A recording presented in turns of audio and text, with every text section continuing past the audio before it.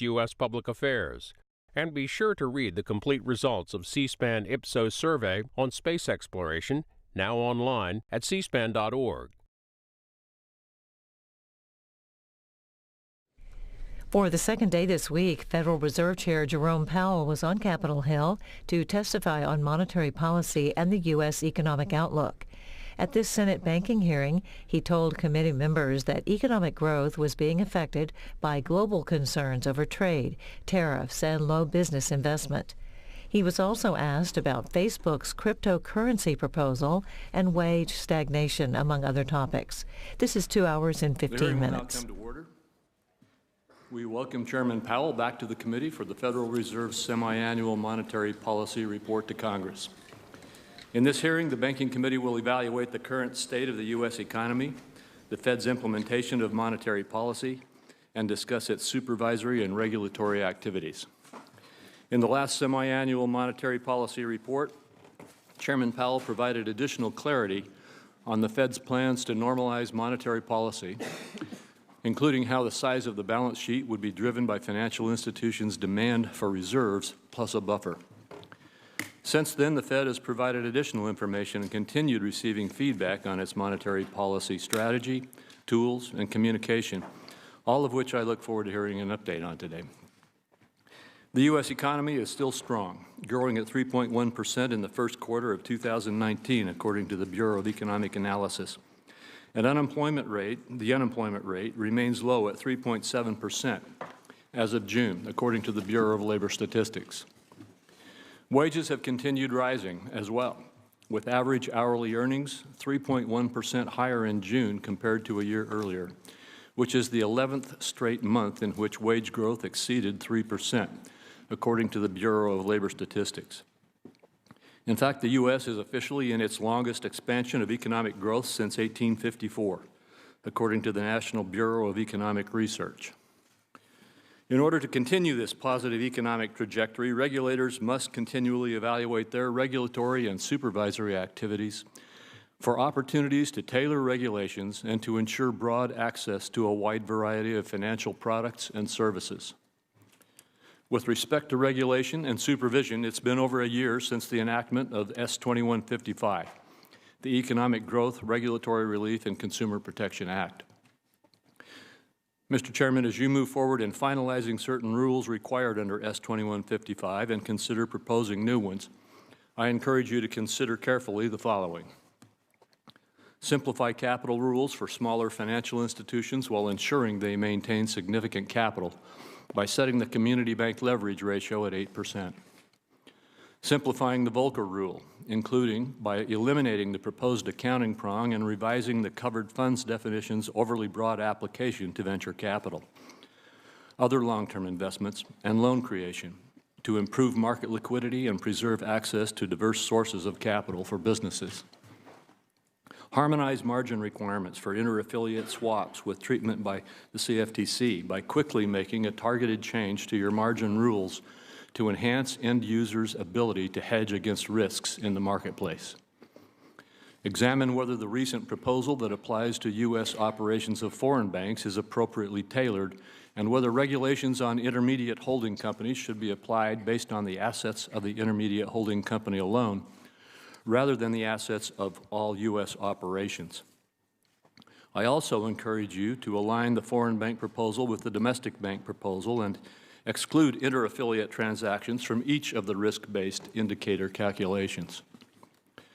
Index any dollar-based thresholds in the tailoring proposals to grow over time to improve the rule's durability.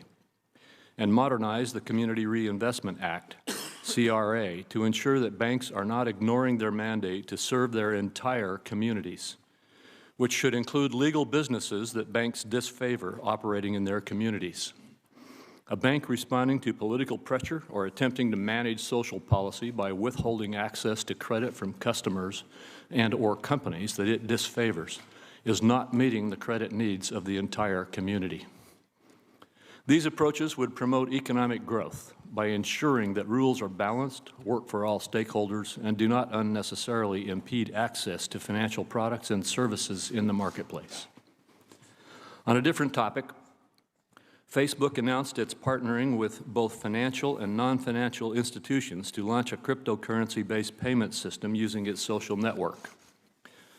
The project has raised many questions among U.S. and global lawmakers and regulators, including about its potential systemic importance, consumer privacy, data privacy and protection, and more.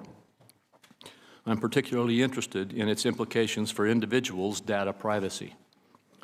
The Bank of England Governor Mark Carney said, Libra, if it achieves its ambitions, would be systemically important.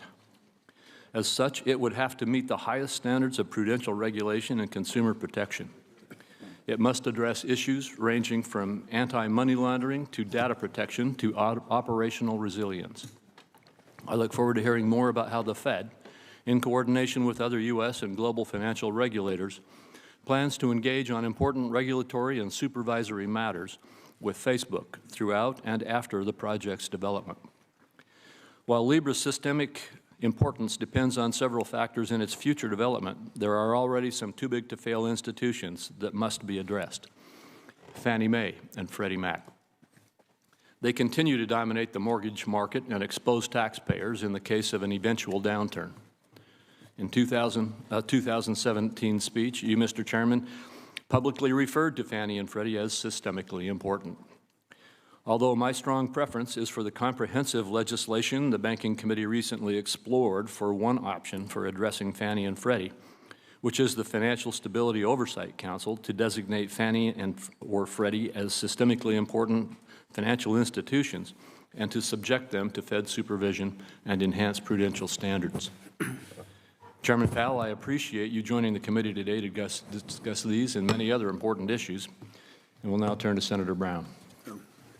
Thank you, Mr. Chairman. And Chairman Powell, thank you for joining us and for your public service. The stock market is soaring, but most American families get their money from a paycheck, not an account statement from their stockbroker. A critical part of your job, Mr. Chairman, is measuring and evaluating the economy, and those measurements need to take into account workers, not just wealth. Talk to workers who haven't had a meaningful raise in years, who have seen their retirement cut, who watch their health premiums rise, who have seen the cost of their child care and their kids' college and paying off their own student loans going up and up and up. To those workers, to most Americans, the idea that a stock market rally means more money in their pockets is laughable. As the Fed's own data reveals, the economy hasn't helped most Americans. Corporate profits go up and up and up. Executive compensation explodes upwards. Workers are more and more productive but workers don't share in the wealth that they create.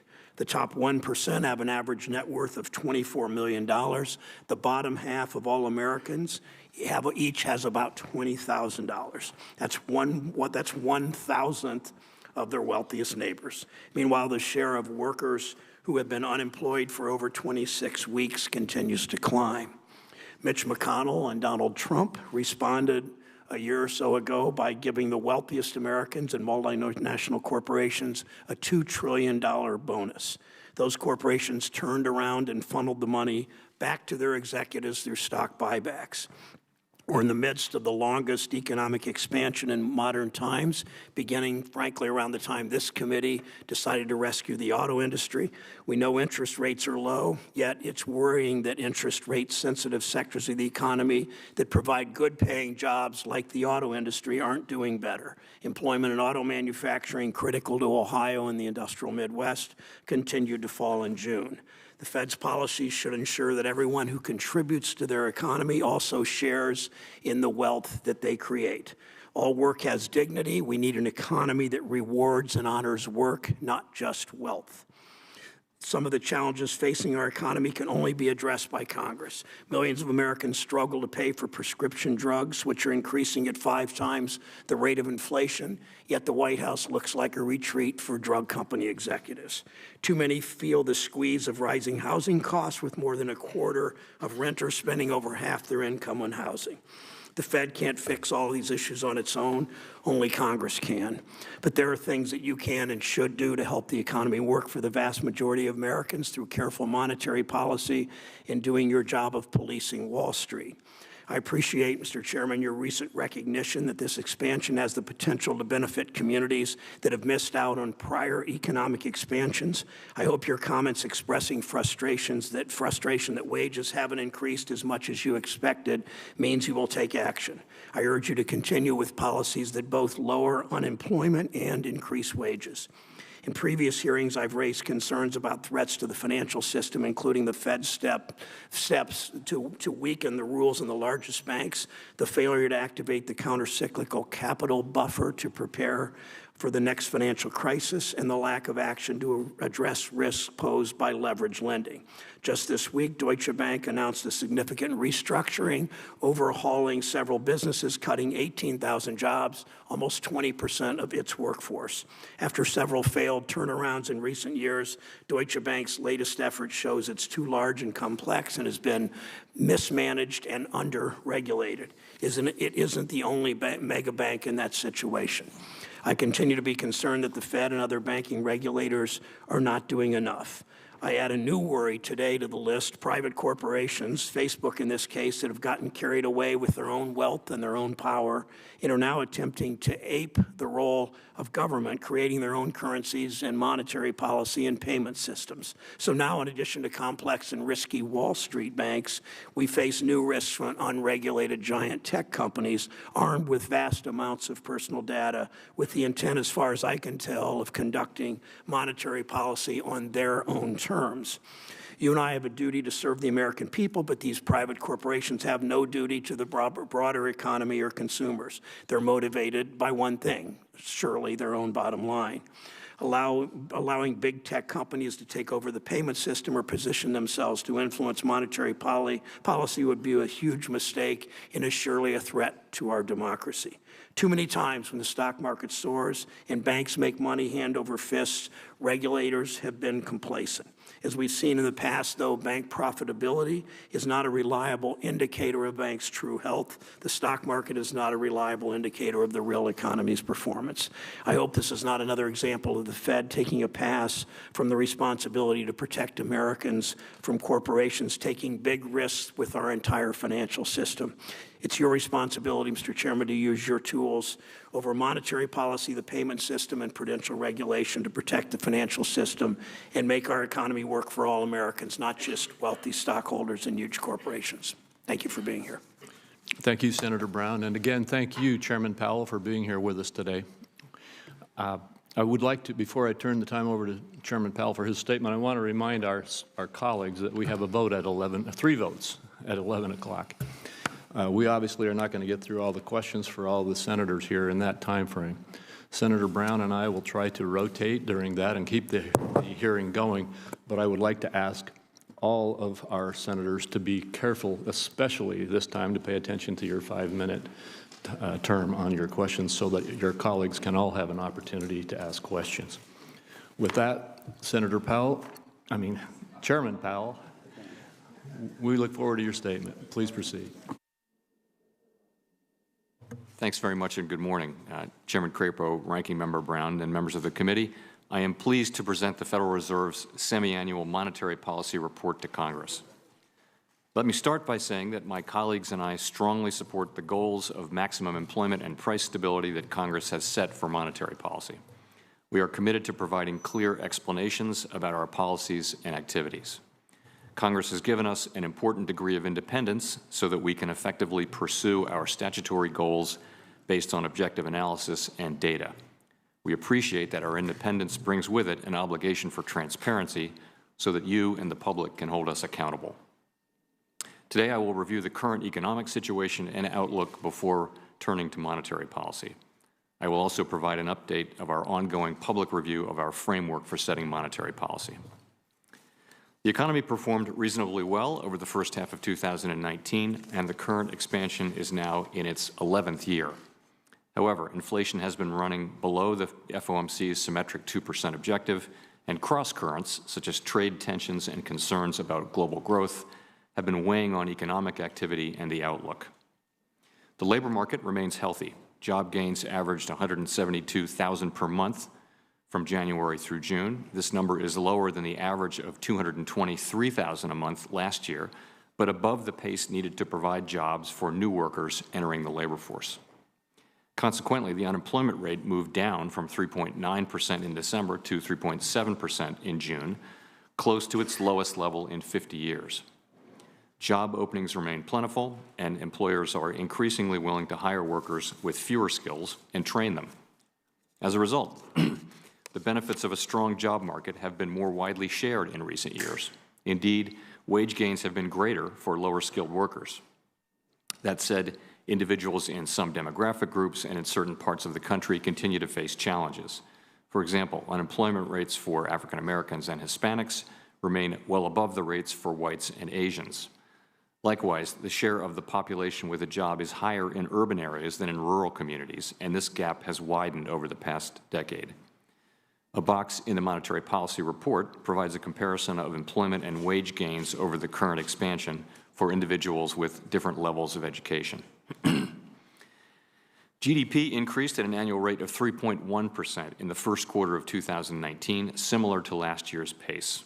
This strong reading was driven largely by net exports and inventories, components that are not generally reliable indicators of ongoing momentum. The more reliable drivers of growth in the economy are consumer spending and business investment. While growth in consumer spending was weak in the first quarter, incoming data show that it has bounced back and is now running at a solid pace. However, growth in business investment seems to have slowed notably, and overall growth in the second quarter appears to have moderated. The slowdown in business fixed investment may reflect concerns about trade tensions and slower growth in the global economy. In addition, housing investment and manufacturing output declined in the first quarter and appear to have decreased again in the second quarter. After running close to our 2% objective over much of last year, overall consumer price inflation, measured by the 12-month change in the price index for personal consumption expenditures, or PCE inflation, declined earlier this year and stood at 1.5% in May. The 12-month change in core PCE inflation, which excludes food and energy prices and tends to be a better indicator of future inflation, has also come down this year and was 1.6% in May. Our baseline outlook is for economic growth to remain solid, labor markets to stay strong, and inflation to move back up over time to the committee's 2% objective. However, uncertainties about the outlook have increased in recent months. In particular, economic momentum appears to have slowed in some major foreign economies, and that weakness could affect the U.S. economy. Moreover, a number of government policy issues have yet to be resolved, including trade developments, the federal debt ceiling, and Brexit.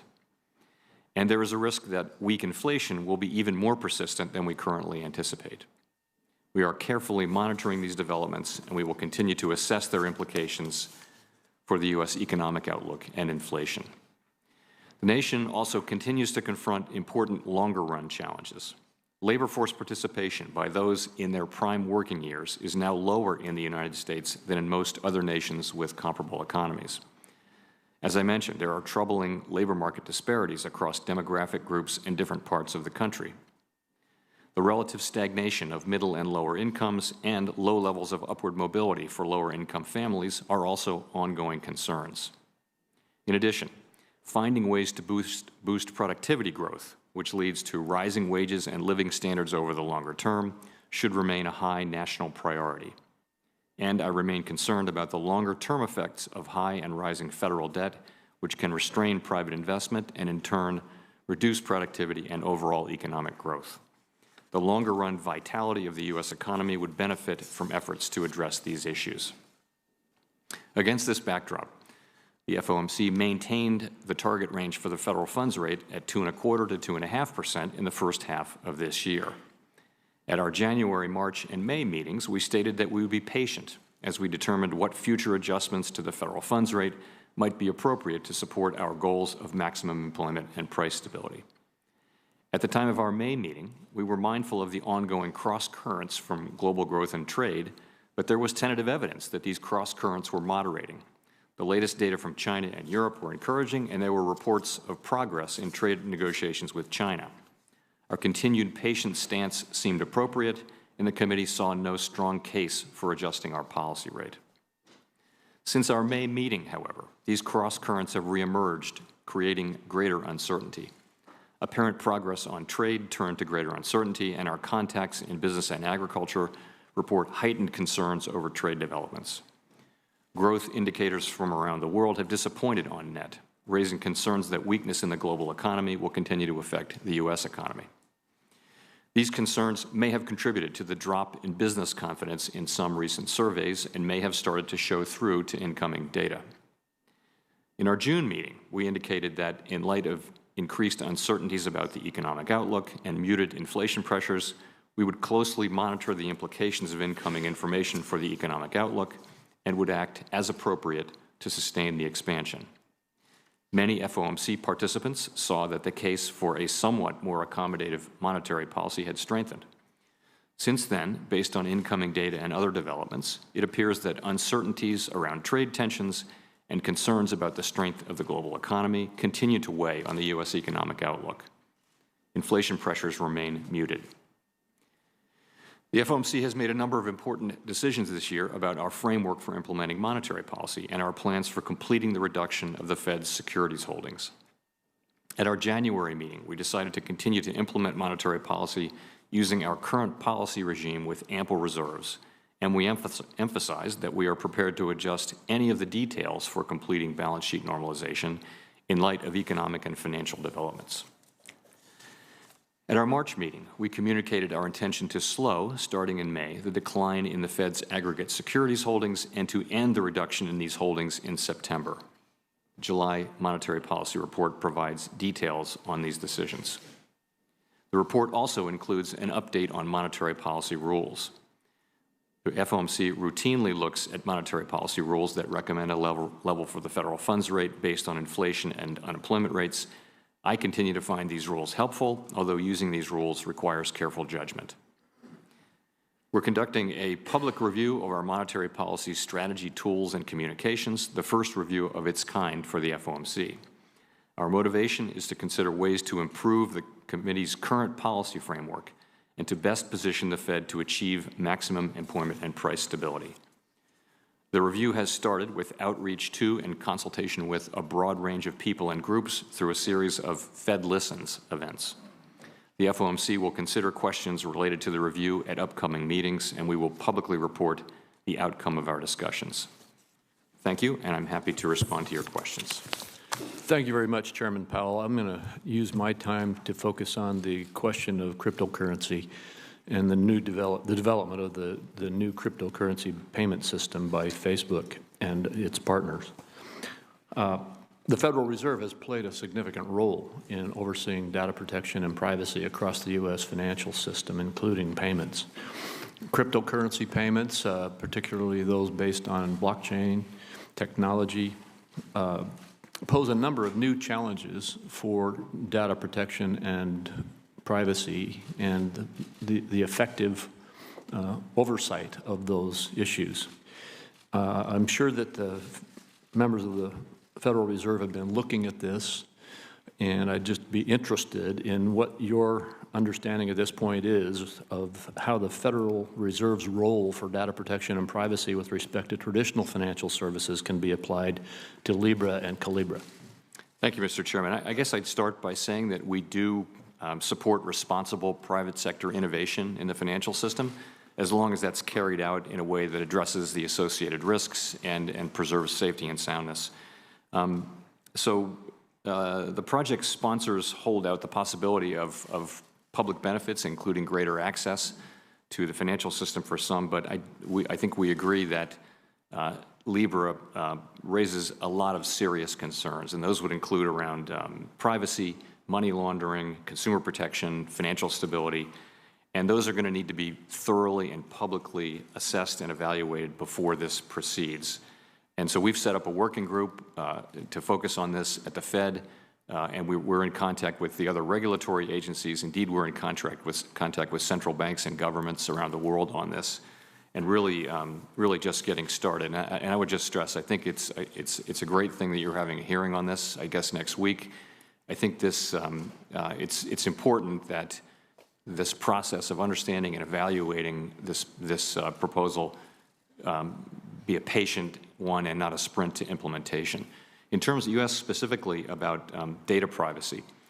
one of the features of this project is you would want to see a particular regulatory body that has oversight over the whole project, and that doesn't appear to be the case. There isn't any one agency that can stand up and have oversight over this. We do not have oversight over Facebook.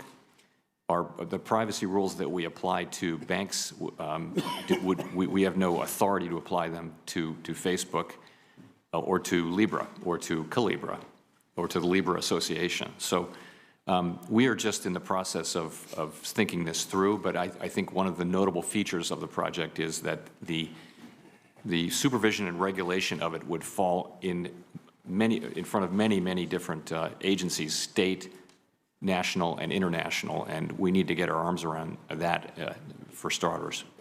Well, thank you. And you've actually led into my second question on that. I was going to talk about how we fit in, all of our banking regulators, the SEC, FinCEN, CFPB, and frankly, going beyond even financial regulators to capture the entire scope of not just this, but many other aspects of the data collection that's going on in the global experience that we are having, the human experience we're having on the internet these days. Do you think that we need to look at the possibility of creating a new regulator dealing with data protection?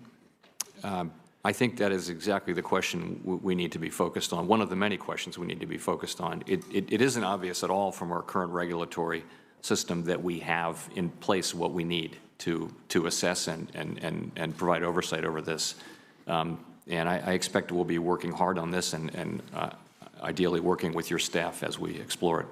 Well, thank you, and I look forward to that. I'm glad to hear that you've got a working group together and that you're reaching out to other regulators who have a piece of this issue and of the broader issue of data collection, and look forward to working with you on this.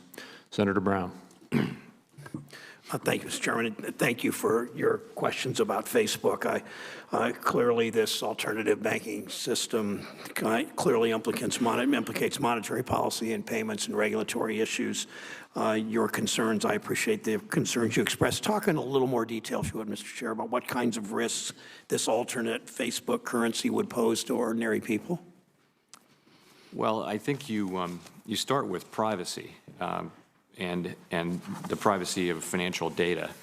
And then it moves quickly, I think, into the question of these things become, is the blockchain going to be so private that it becomes a vehicle for somehow evading money laundering rules and that kind of thing. So there's a balance to be struck there. In addition, the potential scale of this, given the size of Facebook's network, means it could be essentially immediately systemically important, and I think the company has acknowledged that. So that means, and I would echo what you quoted, Mr. Chairman, what Governor Carney said, that means that this should be subject to the highest level, the highest expectations in terms of privacy, but also prudential regulation. And the question is who's going to provide that and how and when, and I wish we had an easy answer, but that's the question. You, in response to the chairman's question, mentioned you've been in touch with central bank, your counterparts in central banks. Can you tell me what you're hearing from them, whatever publicly you can tell us, what you're hearing from other central banks? I know China and Japan and Britain. Just your thoughts. I think everyone wants to start with the proposition that we want there to be innovation in the financial system. We don't want to be, just reacting negatively to innovation. We want to find a way to incorporate it. But there are serious concerns all around the table on how this will fit into our regulatory system and what it will really mean. And so I expect we'll be making quite a bit of progress. In fact, there's a G7 meeting, ministers and governors in Paris next week, and I know it will be a topic there. And so I think we're at the early stages, really, of understanding. I think we understand what's in the white paper and that sort of thing, but what are the right ways to assure that the public is protected and the financial system? The working group that the two of you talked about certainly let us know. Give us regular updates on where you're going and what you're suggesting. The Fed's latest monetary policy report says credit standards for new leverage loans are weak and have deteriorated further over the past 6 months. A slowdown in economic activity could pose risks to borrowing firms and their creditors. These borrowing firms are companies that employ millions of people, including many in the retail sector. How would a crash in the leverage lending market decrease economic activity, and how would it affect employment? Well, I think the thought is that if the business sector, as a general matter, has a lot of debt, companies that are highly levered will be more affected by an economic downturn should one happen. They'll be more likely to cut back on capital expenditures and maybe hiring and that sort of thing. So highly levered companies are more vulnerable to economic shocks, and I think that is the nature of the risk we see around leveraged lending. We don't see it as akin to the risks that existed before the financial crisis, which were more risks to the financial system as such. Most of this risk is now held in market-based vehicles which have stable funding. Not all of it, but most of it is held in that. So it is really for us a macroeconomic risk. And we've called it out, and we've, we're looking hard at those vehicles and assuring that they do have stable funding, as we believe they do for the most part. And we need you to pay special attention to those risks, as you know. Let me talk for a moment about CCAR. The Fed recently approved capital distributions from the largest banks. Not surprisingly, you can expect the largest banks will spend tens of billions of dollars rewarding themselves and their investors with dividends and stock buybacks. That's been their history. That's likely to be their future. This clearly doesn't help workers and consumers. Why does the Fed continue to approve these kind of exorbitant capital plans that direct so much money away from the real economy? So the sense of the stress test is that after the shock that we apply, the global market shock in the case of many of the largest institutions, and then the economic shock to the others, the banks have to exceed certain minimum capital requirements even after this shock. And those requirements are higher than the actual level of capital that the banks had in 2007. So they're quite high, and the shocks are quite large. And the stronger the economy is, the bigger the shock is. That is their obligation. Above that, they can, if they have capital that's well in excess of that, or if they have, then they have the ability to pay dividends as long as they meet that test.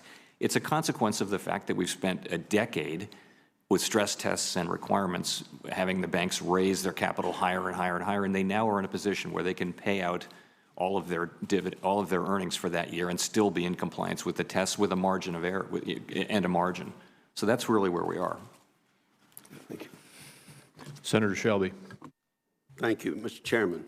Chairman Powell, thank you for your service. Thank you for your work to keep the Federal Reserve independent of both parties and do your job for what it was set up to be.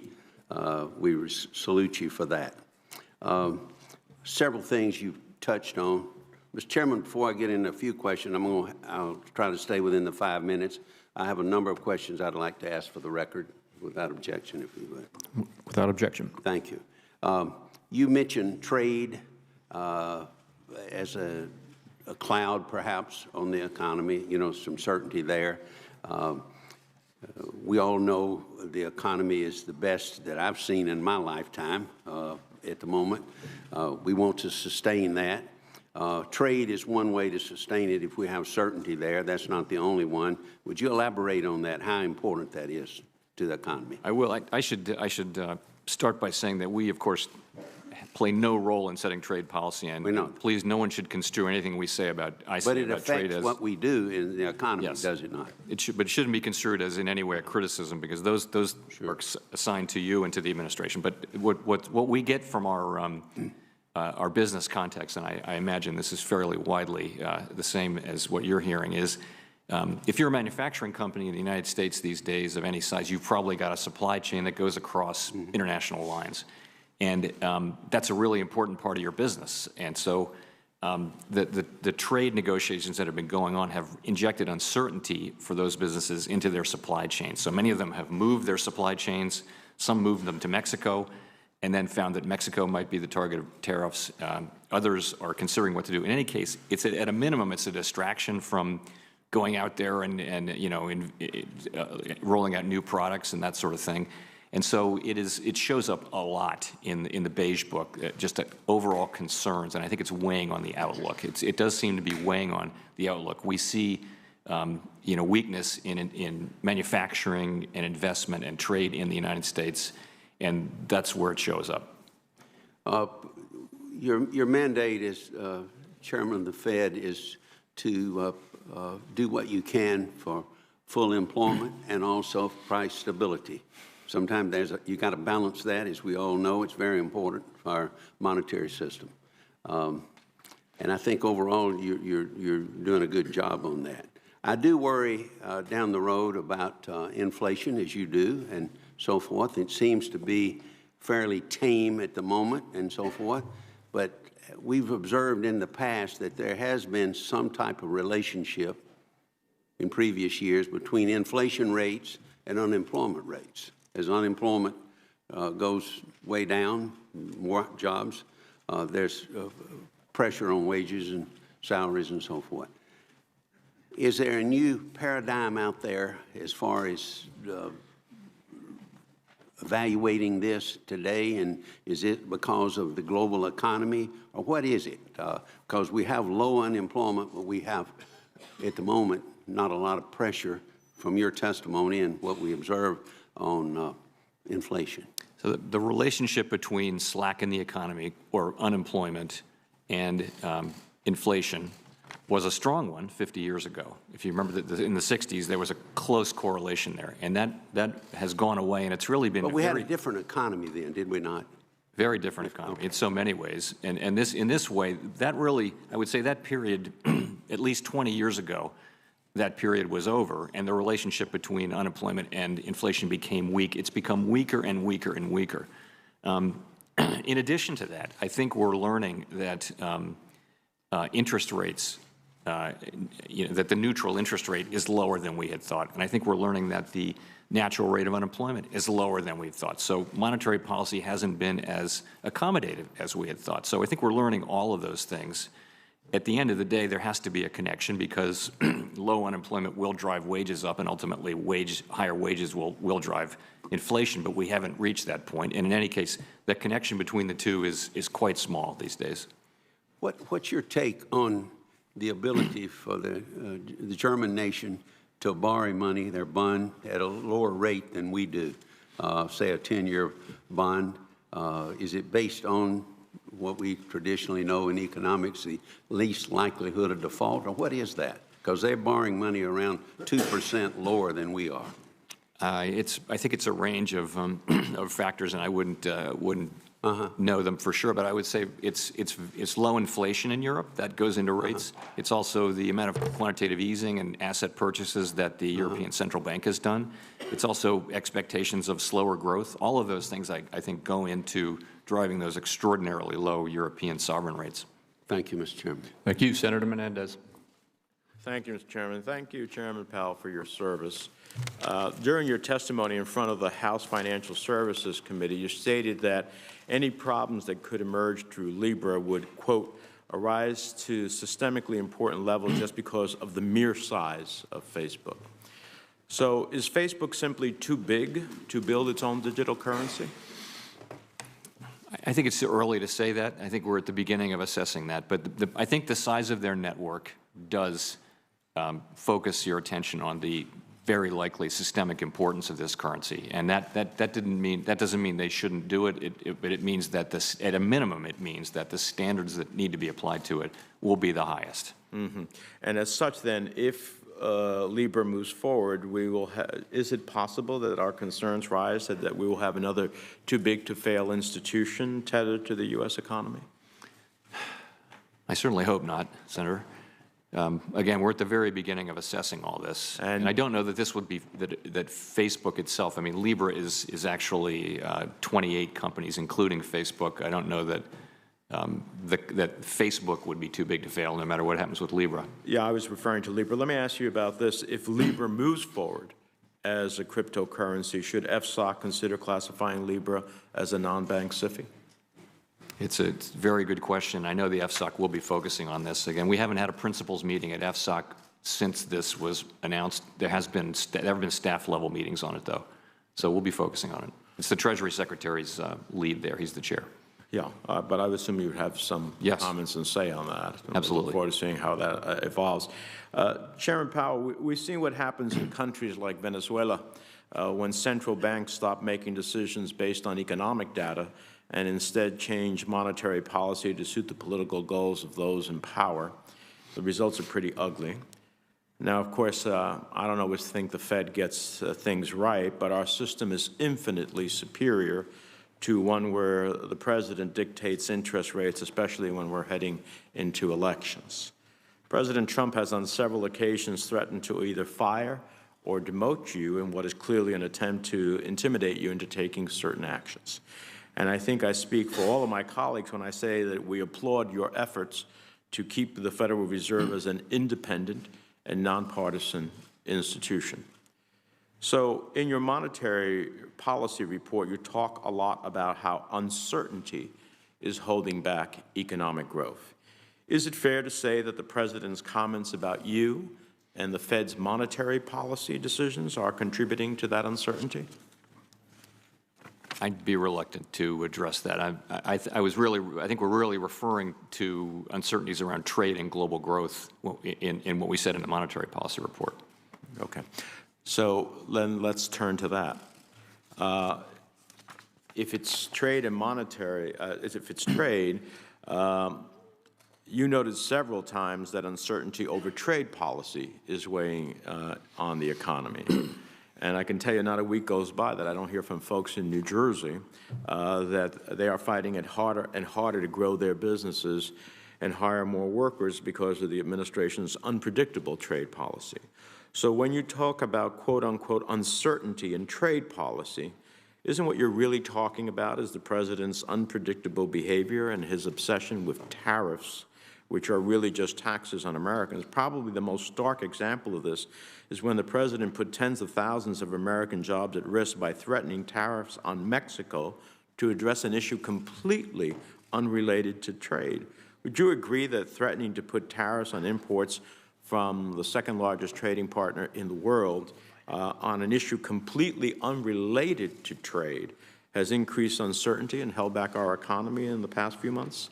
I think businesses, like people, like a settled rule book. They like to know what the rules are so that they can act as aggressively or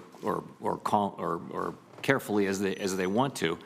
And I think when you go through a series of trade negotiations with your major trading partners, inevitably there will be uncertainty around that. Again, that's not to judge whether these conversations in any way, not to judge them in any way, but I'm not I think talking that's about, what it is. excuse me, Mr. Chairman, I'm not talking about trading negotiations in general.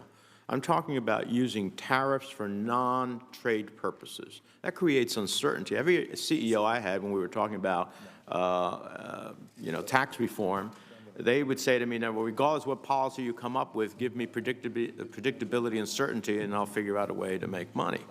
Certainly it becomes enormously unpredictable when tariffs are used for non-trade issues.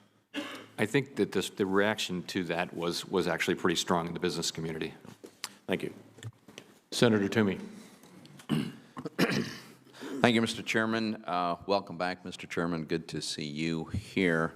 I just want to follow up a little bit on a point that Senator Menendez was making. I, too, observed parts of your testimony before the House Financial Services Committee yesterday, and I noted that you were asked whether you intend to serve out the entirety of your term, and you said that you definitely are intending to do that. And I want to say I, for one, am glad to hear that that's your conclusion, in part because I do think it's important that the Fed remain insulated from political pressure. But I also want to say, for the record, that I think you've done an outstanding job. I would remind my colleagues, on the day that you were sworn in, the Fed funds rate was still, on a real basis, very close to zero.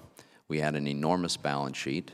We had not yet exited the extremely abnormal monetary policy that we had pursued for about a decade.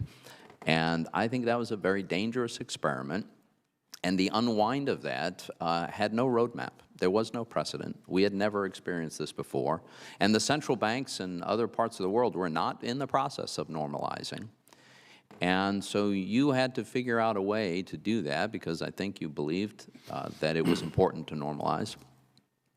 And you went about doing that, and we went about doing some things on our side. We did major tax reform. We rolled back some regulation that we thought was excessive. And what's the result? What are the results of that work? The result is the strongest economy of my lifetime. 3% economic growth last year, 3% in the first quarter of this year, record low unemployment, record job creation. We now have more job openings than we have people looking for work. We helped to expand the productive capacity of the economy. The economy's responded tremendously. And now we're seeing an acceleration of wage gains, which are strongest at the low end of the income spectrum. So this policy and this economy is narrowing the income gap, the wealth gap. And, Mr. Chairman, we used to have an expression for an economy like this. We used to call it the Goldilocks economy, right? Strong growth, very low unemployment, rising wages, and very low inflation. That's exactly what you hope for in an economy. So I'm not suggesting you get all the credit for it. We certainly don't get all the credit for it. But you were able to normalize from this very strange experiment. And here we are with some terrific consequences. That leads me to my question. In light of the strength, the fundamental strengths of the economy as I see them, and I acknowledge that there are doubts and uncertainties, there always are.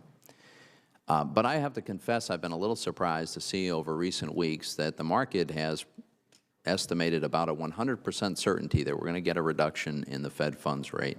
I'm not asking you to tell us what the committee is going to decide to do at the end of this month. But in light of the strength, the fundamental strength, it's surprising to me the breadth of the consensus that we're going to lower interest rates. And one of the things that I wonder about is to what extent is this driven by market-driven interest rates? So as you know, virtually the entire Treasury yield curve is trading below the Fed funds rate. I think you got to go out to the 20-year maturity to get close to where Fed funds are. And maybe that's the private market telling us that the price of money should be lower than it is. And I just wonder how you think about the fixed income markets, especially the Treasury markets. To what extent does that influence the judgment of you and your colleagues in determining where interest rates should be? Thank you, Senator. So we see it quite similarly to the way you described it. The U.S. economy is in a very good place, but we also see those uncertainties I mentioned as weighing on the outlook, and we also see some weakness in the United States economy that I've mentioned: housing, manufacturing, trade. And I think you know, we have signaled, and central banks around the world are seeing weakness everywhere, and they're also providing more accommodation. We've signaled that we're open to doing that, and you're seeing that in the curve now. You're seeing that embedded in the United States interest rate curve. The fact that we have said that we're going to do that. It seemed to me that the yield curve was suggesting that even before. It was.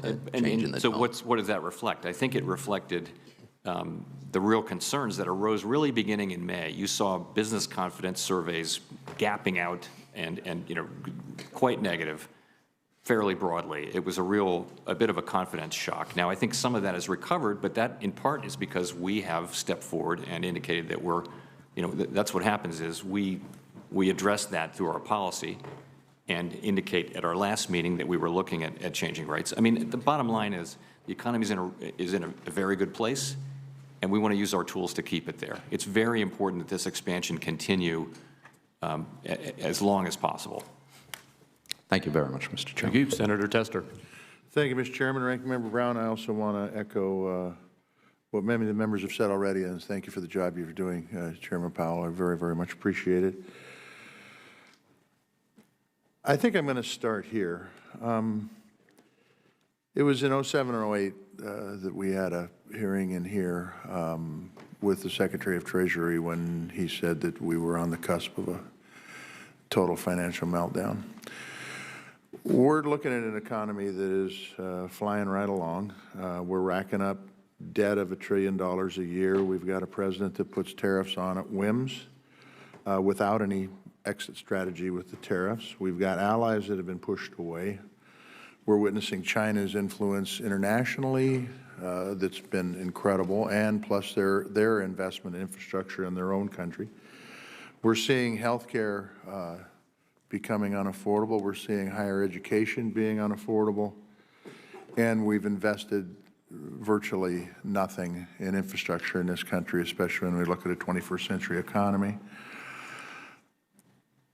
I remember that hearing that we had in this banking committee very, very vividly, because the question I asked of the Treasury is how come we hear about this when it is such a crisis situation that we're looking at a financial meltdown situation worldwide? And he had been in front of our committee. You are not Secretary of Treasury, but you have a very important job. He had been in front of our committee before and never said a word about it. So my question to you is, since your job is very, very important in looking at the underlying factors, what is the thing that you're looking at, or 2 or 3 things that you're looking at that would tip the scale? Because I think there's a lot of things going on right now that is very concerning. Even as we talk about low unemployment, we also fail to mention the fact that many of these families have to work multiple jobs to be able to afford even to rent a house. So could you tell me what the underlying factors that you're looking at that would give me assurance that this strong economy is actually as strong as we think it is? In terms of our economy in the near and medium term, I think we really are in a good place. Mainly the consumer part of the economy is pretty much intact. That's 70% of the economy.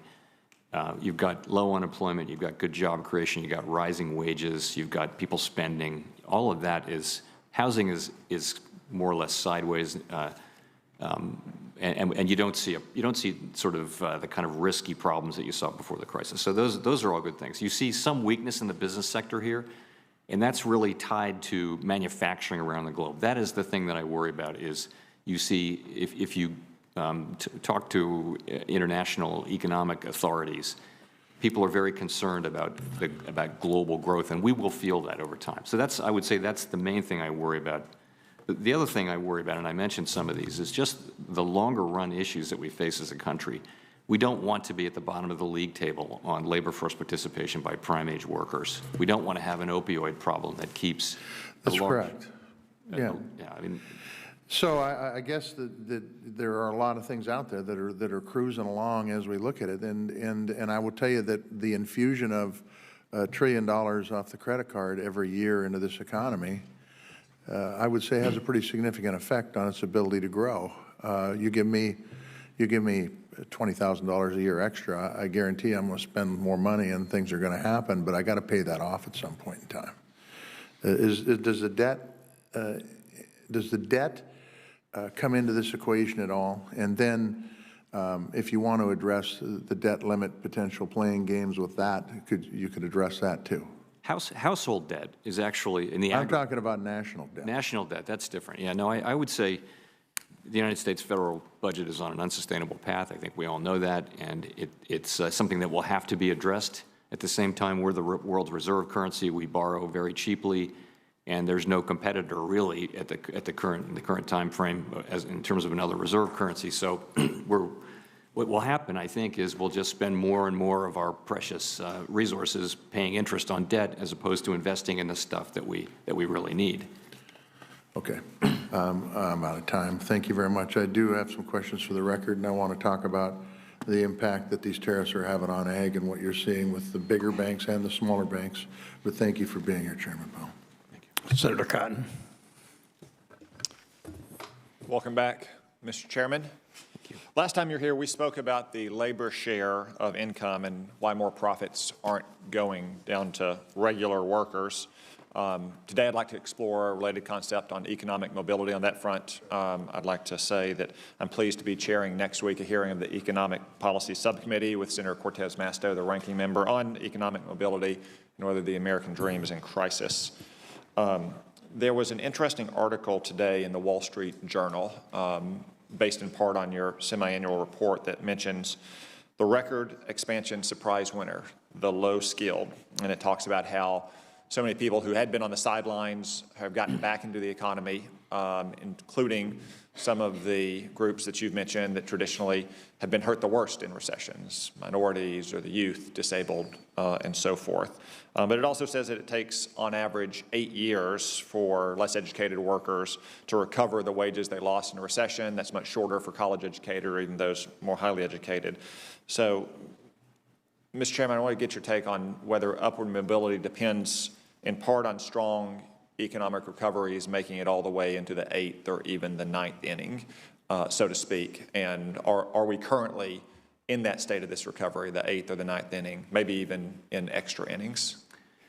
The good news is, I think that we are in those innings and we are seeing that, and it's very gratifying to speak to people in low and moderate income communities who work there or live there or both, and have them say that they haven't seen a labor market like this really ever. And it's very, very tight, and that means employers are looking through all kinds of blemishes on resumes and hiring people, and they're training people up and things like that. So that's really good. That's the good news. The bad news is, as that box indicates, that started about 8 years into this recovery. So that isn't really a great national strategy, is to wait 8 years into it. We don't have that many recoveries, expansions rather.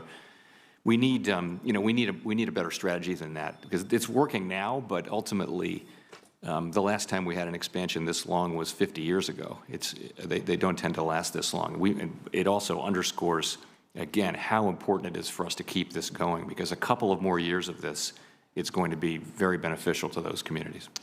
So I want to highlight your remarks a couple months ago at a Federal Reserve conference. You noted that the widening gap in economic status and prospects between those without a college degree and those with a college degree and those without one. So I'll quote more directly from your speech to illustrate just how wide that gap has become. In the 1960s, well over 90% of working-age men held a job, and there was very little difference in employment between those with or without a college degree. While the share of college-educated working-age men with a job has fallen from more than 95% in 1967 to around 90% in 2017, it has plunged for others. 95% of male high school graduates were working in 1967, but only about 80% of them were working in 2017.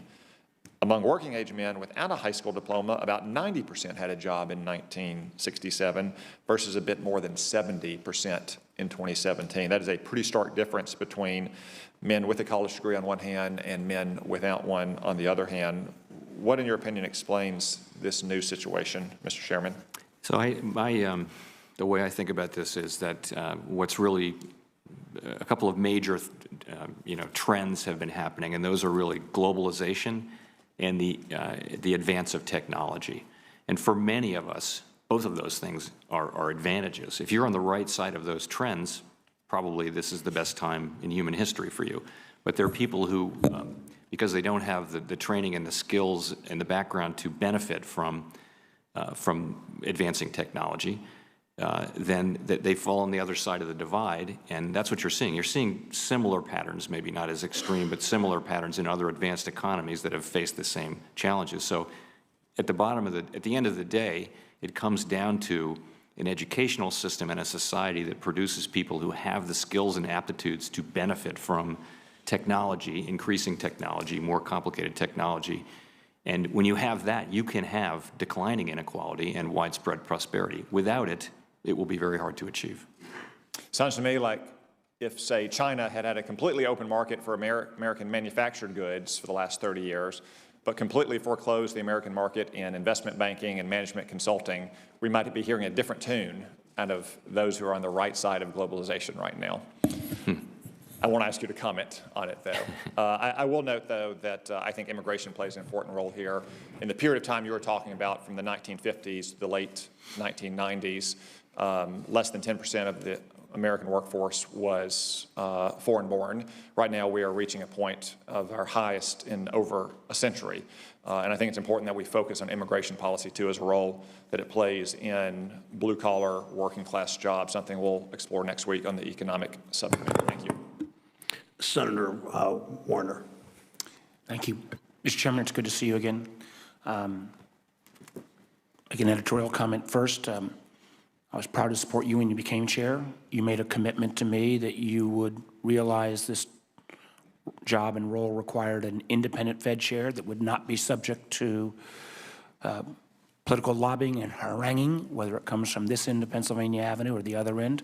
I think you've stuck to your guns so far, but I want you to keep sticking to your guns.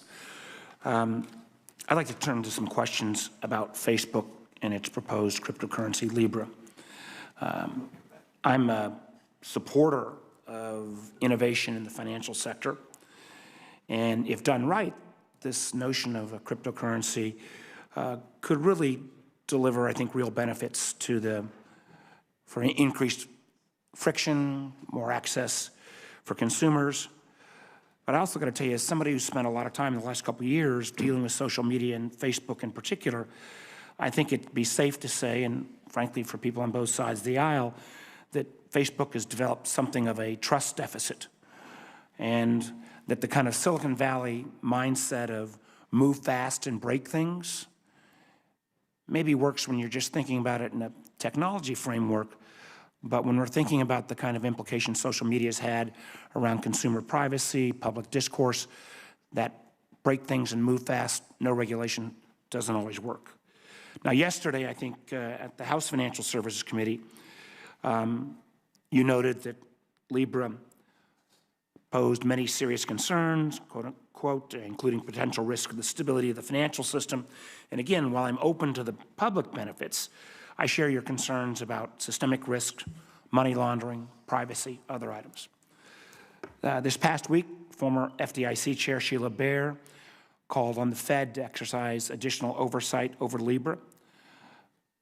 Possibility if this currency is fully built out, and particularly if Calibra, which would be the Facebook wallet in Libra, the ability to have credit disruptions, consumer losses, foreign currency risks, financial mismanagement of the Libra reserve.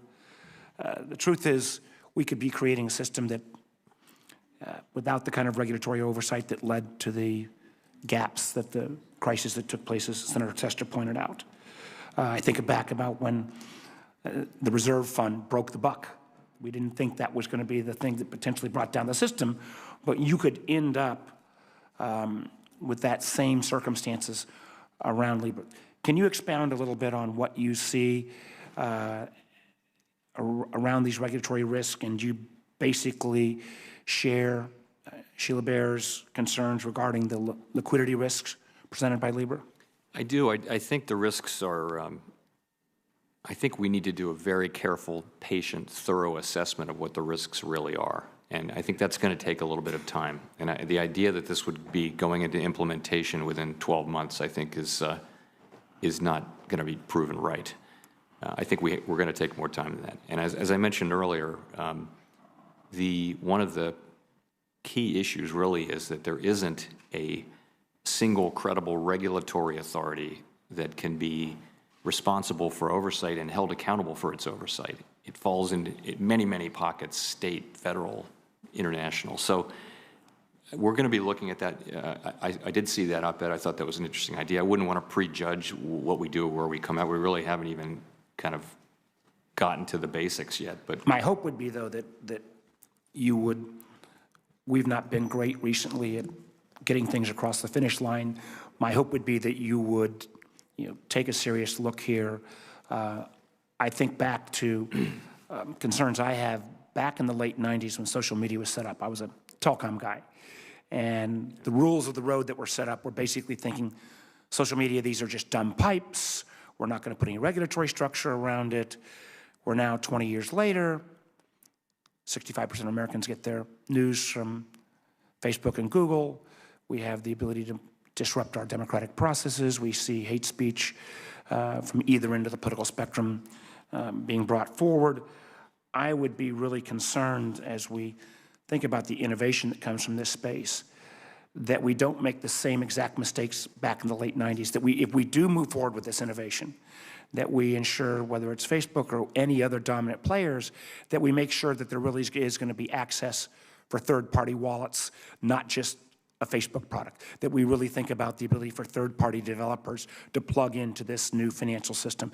You know, getting this right on the front end is so terribly important, and I look forward to trying to work with you and the other regulators to make sure we get it right. Thank you. And I will just say this has gotten people's attention in a way that is I hope that's very clear, not just ours, but the other regulatory agencies and governments and similar bodies around the world. I will say that my time's up, but Facebook has taken advantage of the gaps within the current system, and we got to make sure we don't have those gaps if we're going to talk about a whole new financial system. Thank you, Mr. Chairman. Senator Rounds. Thank you, Mr. Chairman. Chairman Powell, first of all, thank you very much for being here today. Before I begin my questions, I just wanted to comment on the insurance capital standard being developed by the IAIS. I think my colleague from Wisconsin, Congressman Stile, hit the nail on the head yesterday in his conversation with you, in which he made it very clear that any version of the ICS that fails to recognize the aggregation method in the United States is simply unacceptable, and I appreciated your comments basically agreeing with that it's got to work for us too. I also appreciated the response from Vice Chairman Quarles to the Senate letter that I led on this issue, but I remain concerned that the EU is using the ICS as a backdoor to implement its Solvency II insurance capital framework worldwide. The EU's insurance regulator took a victory lap at the end of their latest annual report, saying that they have achieved their goal of having, and I quote, Solvency II as the practical implementation of the ICS. So moving forward, it's imperative that we see a very strong, assertive response from the Fed and from Team USA to the IAIS activity. My first question concerns the capital plans that banks are required to develop under the CCAR framework.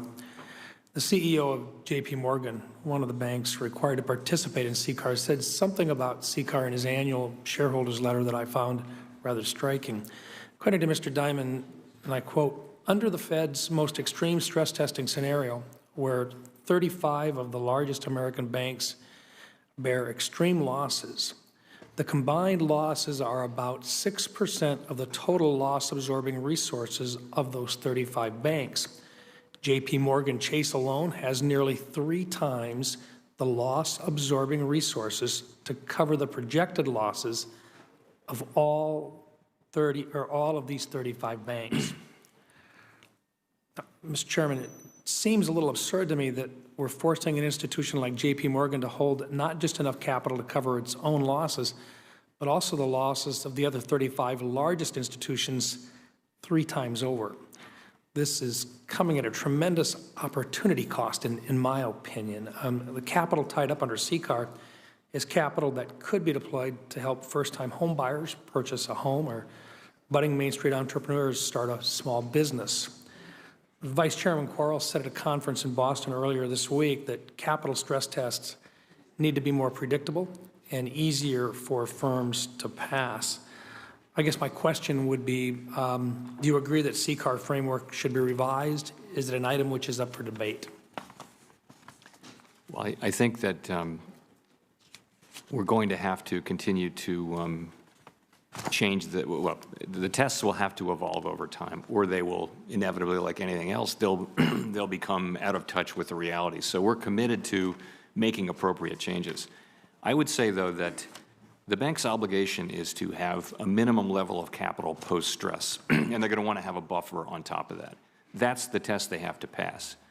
And we don't want them to be able to go, we've made a pretty good judgment about what that minimum amount would be. I think the level of capital in the system is just about right. I do not think that it should be less, particularly for the largest banks. I don't believe that. I think there lots of work going on CCAR, though, and it was the subject of that conference in Boston on, I guess, Monday or Tuesday. Lots of changes, but again, we're going to preserve the overall strength and power of them while making them more transparent. Yeah, and look, I appreciate that, and I understand that the capital requirements are important. It just seemed a little surprising to me what the current guidelines would do in terms of the amount of capital they are, and I think there is a cost when you maintain that versus being able to put that back out in terms of loans to places that need it. And I recognize that this is something which is ongoing, but I just want to point out that seems to me to be a little bit larger than what I would ever have expected it to be in terms of the capabilities today. Well, again, I think the level of capital that we have required in them of the largest institutions in particular is about right, and it's high. It is high. It hasn't even been 10 years since the financial crisis. We haven't even been through a downturn. So I think it's early to be talking about reducing those standards. Okay. One other question. In the semi-annual monetary policy report, you point out that credit provided by commercial banks to fund businesses as well as commercial and residential real estate continue to grow in 2019, and that bank profitability remains solid in the first quarter of 2019. I was encouraged to read this because the pressures that farmers are facing due to our trade disputes and other headwinds have led to questions about whether or not banks will continue to make continue to be able to make loans in the ag sector. Given your view of the economy, should banks be in a position to continue to provide credit to farmers and ranchers during this time in which net farm income is down 50% in the last 5 years? Well, and the answer is yes to that. I think our Farm Belt banks have had a lot of experience in dealing with the issues that farmers are confronting right now. I know the whole agricultural sector is in a difficult place. It's a tough time, and I know that banks are trying to work through those difficulties with farmers. Very good. Thank you, Mr. Chairman. Appreciate the work you're doing. Thank you, Mr. Chairman. Thank you. Senator Schatz.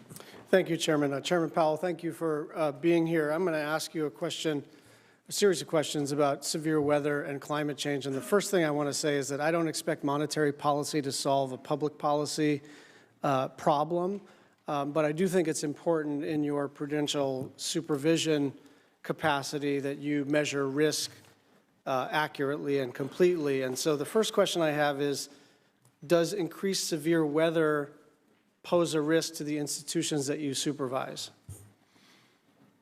Yes, I mean, and you know this, Senator, we do require financial institutions that we supervise to have a plan and an understanding to deal with severe weather events, particularly those that are in areas that are exposed to increased risk of severe weather. Is severe weather increasing due to climate change? I believe it is, yes. Has the Fed changed the approach that it uses in assessing severe weather risk over the last 10 or 20 years? We've had a policy in place. I would tell you there's been quite a lot of research done at the Fed around severe weather and its effect on the economy, and we do incorporate that into our supervision of these institutions. So it's definitely evolved. I think we have a cutting-edge understanding of the effect of severe weather events on the economy, and we do incorporate that into our supervision. But has the process changed? Has the process changed? I'd have to go back and look. And the reason I'm asking this specific question is that severe weather, generally speaking, over the last 10 or 20 years has been treated sort of force majeure. It can't be helped, and to a certain extent it can't be accounted for, except that there's this sort of outside risk. But when that risk, say of a 500-year storm, rises 10x in, say, 15 years, then the question becomes, are your systems adequate to the conditions on the ground? And I can take that for the record if you don't want to puzzle through it. No, I can. I mean, mic'd up. Go ahead. One way to get at that is to go back to Superstorm Sandy. In a world where you have water lapping at the foot of the New York Fed, which is not that close to the water, in downtown Manhattan, you know that you're going to need robust plans and redundancy and all those things to deal with severe weather events. And that happened in, 2013 or 14. So we know that, and we do apply very high standards to the key payment utilities and other financial institutions. Let me read you something from the Bank of England. The costs of climate change are having a devastating effect.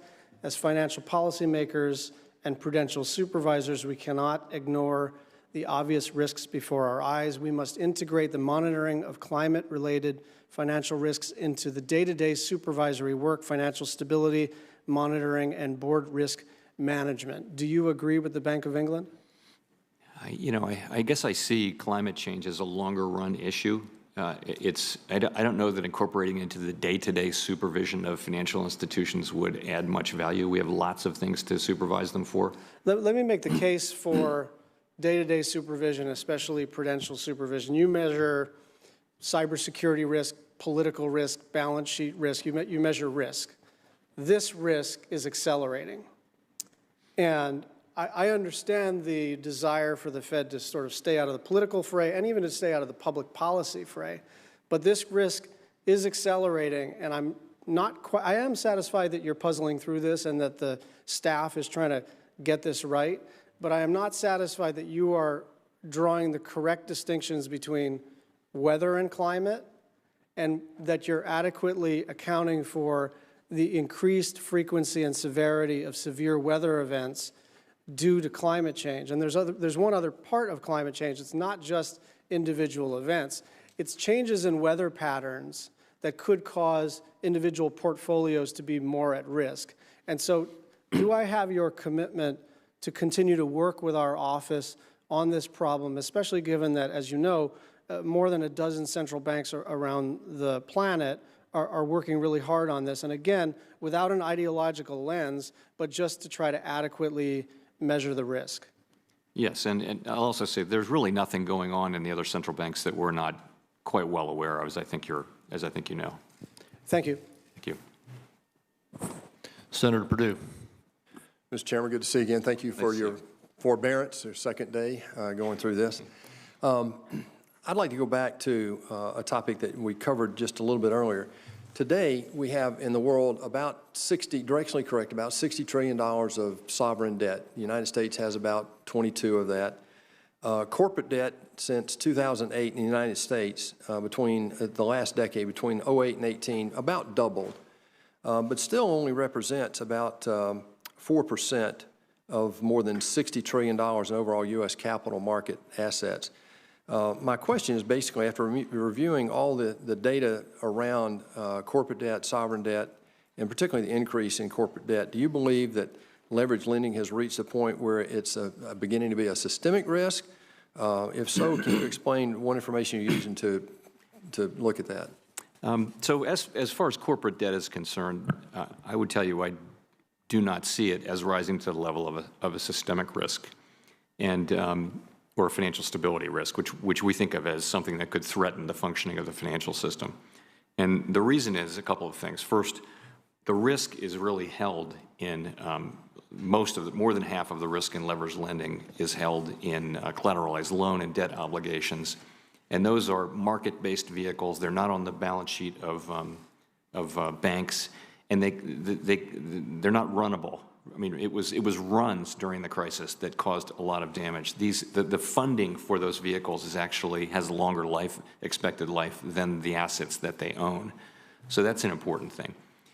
The next biggest holder of that paper is mutual funds, and those, in theory, could be subject to accelerated withdrawals and that kind of thing. We monitor that very carefully. There is a risk there, but we've seen them weather lots of downturns. So just empirically, we've seen them weather spikes in volatility and that kind of thing. We are not in any way backing away from this and saying it's not a problem. I mean, I think we're very focused on monitoring it and confirming that it doesn't evolve into something that could threaten the system. And in the meantime, it clearly can be an amplifier to an unexpected macroeconomic downturn. You know, I tried to buy a cup of coffee in China last year with a credit card and with cash, and you just couldn't do it. So it was all, Alipay, WePay, et cetera. With the cryptocurrency question you had earlier and all the technology that's coming, it just seems to me that technology is running ahead of us in our ability to look at how currency is managed around the world, how cash flows are managed, and the impact that it could have on how we, for the last 100 years or so, have used reserve currency in the world, and we've benefited that in the United States. The ability to borrow $22 trillion of debt and potentially $10 trillion more over the next decade depends heavily on our ability to be the reserve currency, have the dollar as a reserve currency. What risk to the structure itself, and then also to the fact that the dollar's enjoyed for over 100 years now, or about 100 years, being the reserve currency? You know, I think being the reserve currency does confer benefits and costs, and one of those is that one of the potential costs is that you're sort of a little bit immune from market discipline, because everyone wants to be in the most liquid asset. And it tends to be a pretty stable equilibrium. So there tends to be one reserve currency or two, and it tends to last for a long time. But if you're going to keep that role, you've got to run your fiscal house successfully. You've got to be running a sustainable fiscal policy. We're not. I don't think in the near term there's anything to threaten our status as reserve currency, but in the medium and longer term, we'll have to address our fiscal issues. With $30 trillion in a decade, and that would be approaching probably 40 to 50% of all sovereign debt in the world at that point, because a lot of other countries are deleveraging to some degree. All of a sudden, then, that does, your medium to long term, I'm not trying to get you to quantify that, but if you look at the next decade and we're going to add 50%, if we were to add 50% more, that near to the long-term definition probably could fall in within the next decade or so, could it not? Well, you have to have another reserve currency that has more attractive features. So we have we have the rule of law. We have institutions. We're a trading nation. We're open to trade. And we have a highly developed financial system. That's really important because when you're the reserve currency, you can have inflows and outflows, and you've got to have a financial sector that can absorb and manage that, or you'll have spikes in inflation and currency volatility and that kind of thing. So another currency would have to emerge that could take over that role, and there really isn't one right now that could check all of those boxes. So it could be a long time. And the market basket concept has no more appeal today than it did a decade ago when they started talking about that. It hasn't really taken off if you're talking about the special drawing rights. Right. But nonetheless, we shouldn't assume that it will last forever, because it won't. Yes, sir. Thank you for being here. Thank you, Mr. Chairman. Thank you. Senator Smith. Thank you, Chair Crapo, and thank you so much, Chair Powell, for being here today. I very much appreciate your service, and I want to just note that I believe in the first 30 seconds of your testimony this morning, you used the word independence. I believe that I heard colleagues on both sides of the aisle pay tribute to how important it is to have an independent Fed, so I want to thank you for that, for your steadfast defense of that. I also want to just quickly follow up on comments that my colleagues, Senator Tester and Senator Schott, said. You know, Senator Tester asked, what is going to tip the scale to bad when it comes to our long-term economic prospects? And I'd like to just, for the record, say that I do really believe that our increasingly volatile climate change is on the same scale as the long-term threats to a growing national debt in terms of the stability of our economy. And trust me, the farmers in Minnesota who are looking at lost yields and a complete shakeup of the world in which they operate, for them this is a short-term and an immediate issue. So I wanted to just add my thoughts to that point. Speaking of issues that are long-term challenges to the economy, you mentioned housing and sort of the lagging housing construction. You know, what we're seeing all over the country, and certainly in Minnesota, is that housing costs are growing faster than wage growth, and the market is producing, so we have shortages of housing at price points that people can afford. And we're seeing, of course, more high-end homes being built, but not homes that people can actually afford. So I'd like to have you just talk a bit more about the impact of this. This has impacts on employment in rural areas, impact on long-term economic prospects for the country, and what you see the Fed's role could be and what our role should be.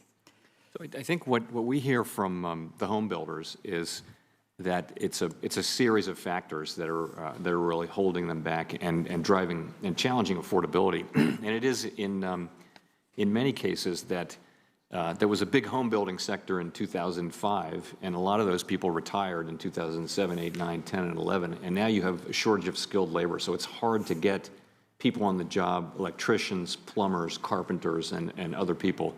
That's one issue, just is to get the people, no matter what you pay them, just finding people who can do that work expertly. Would you say our immigration policy might have something to do with that? I think that's what we hear from home builders. Me too. That's part of it for sure. It's also hard to get lots. You know, we're in many metropolitan areas. You have a lot of homes and traffic and that kind of thing, and the rules for creating new lots are challenging. Material costs too have gone up, and some of that is tariffs for sure. So the home builders feel almost like they've been hit by a perfect storm here. I think with rates on mortgages having dropped quite significantly over the course of the year, we do expect a turn up there, but these longer run challenges I think are going to be there, and affordability is going to be a challenge.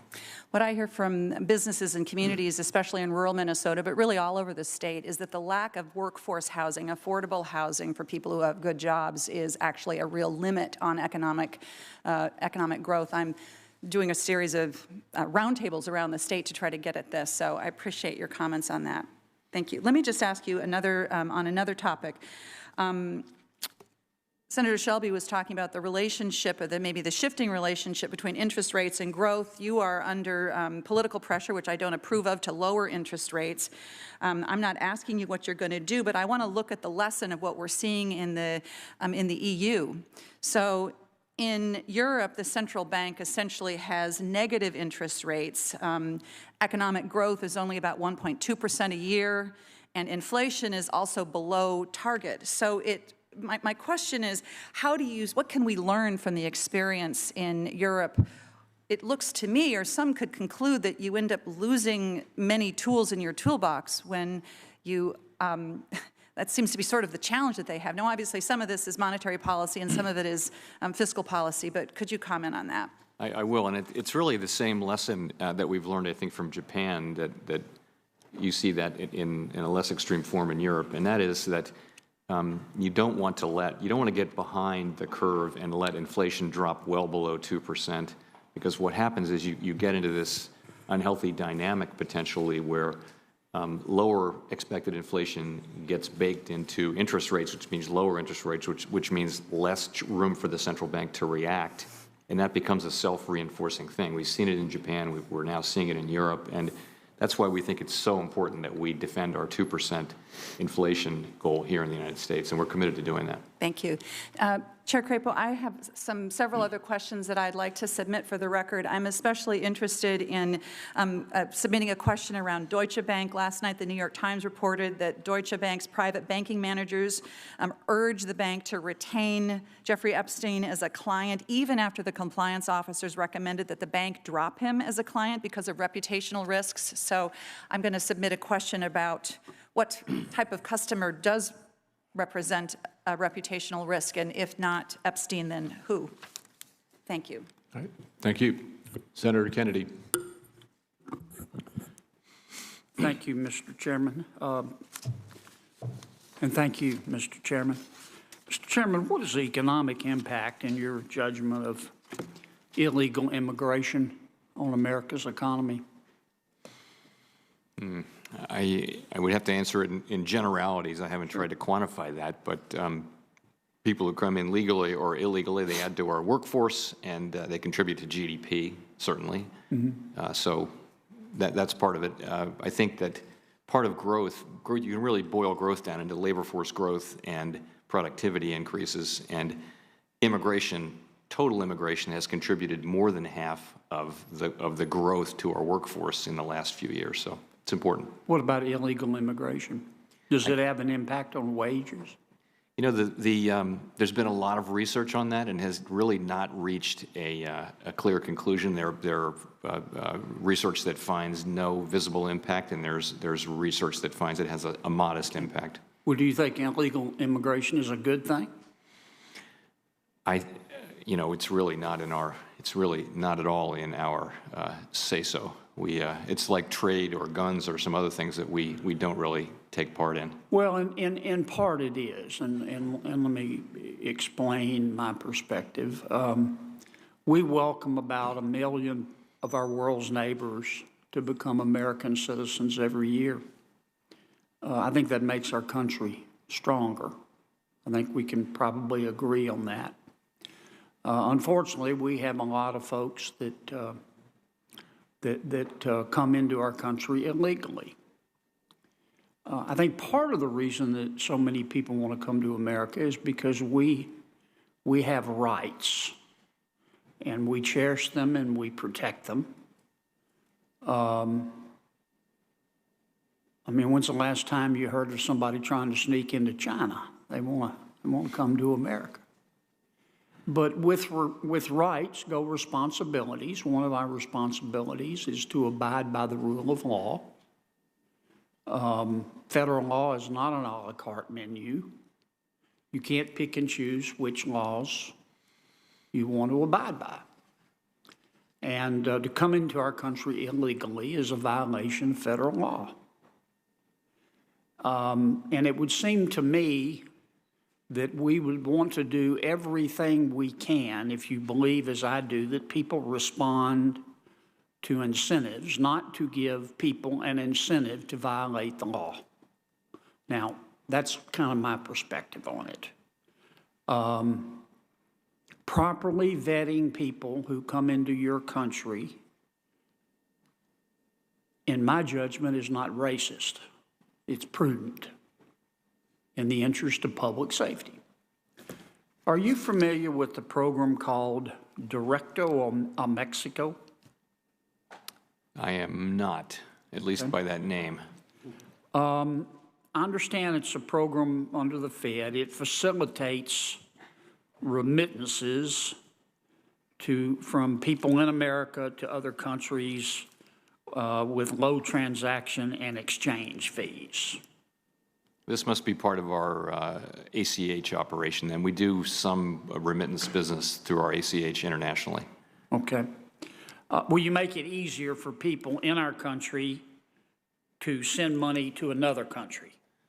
Very, very limited. Most of that happens in the commercial banking system, almost all of it. But I think we do, see, we have something called, this is complicated, but automated clearinghouse is really set up to do things like payrolls, and we do that internationally. It's not a great tool at all for sending back remittances. Okay.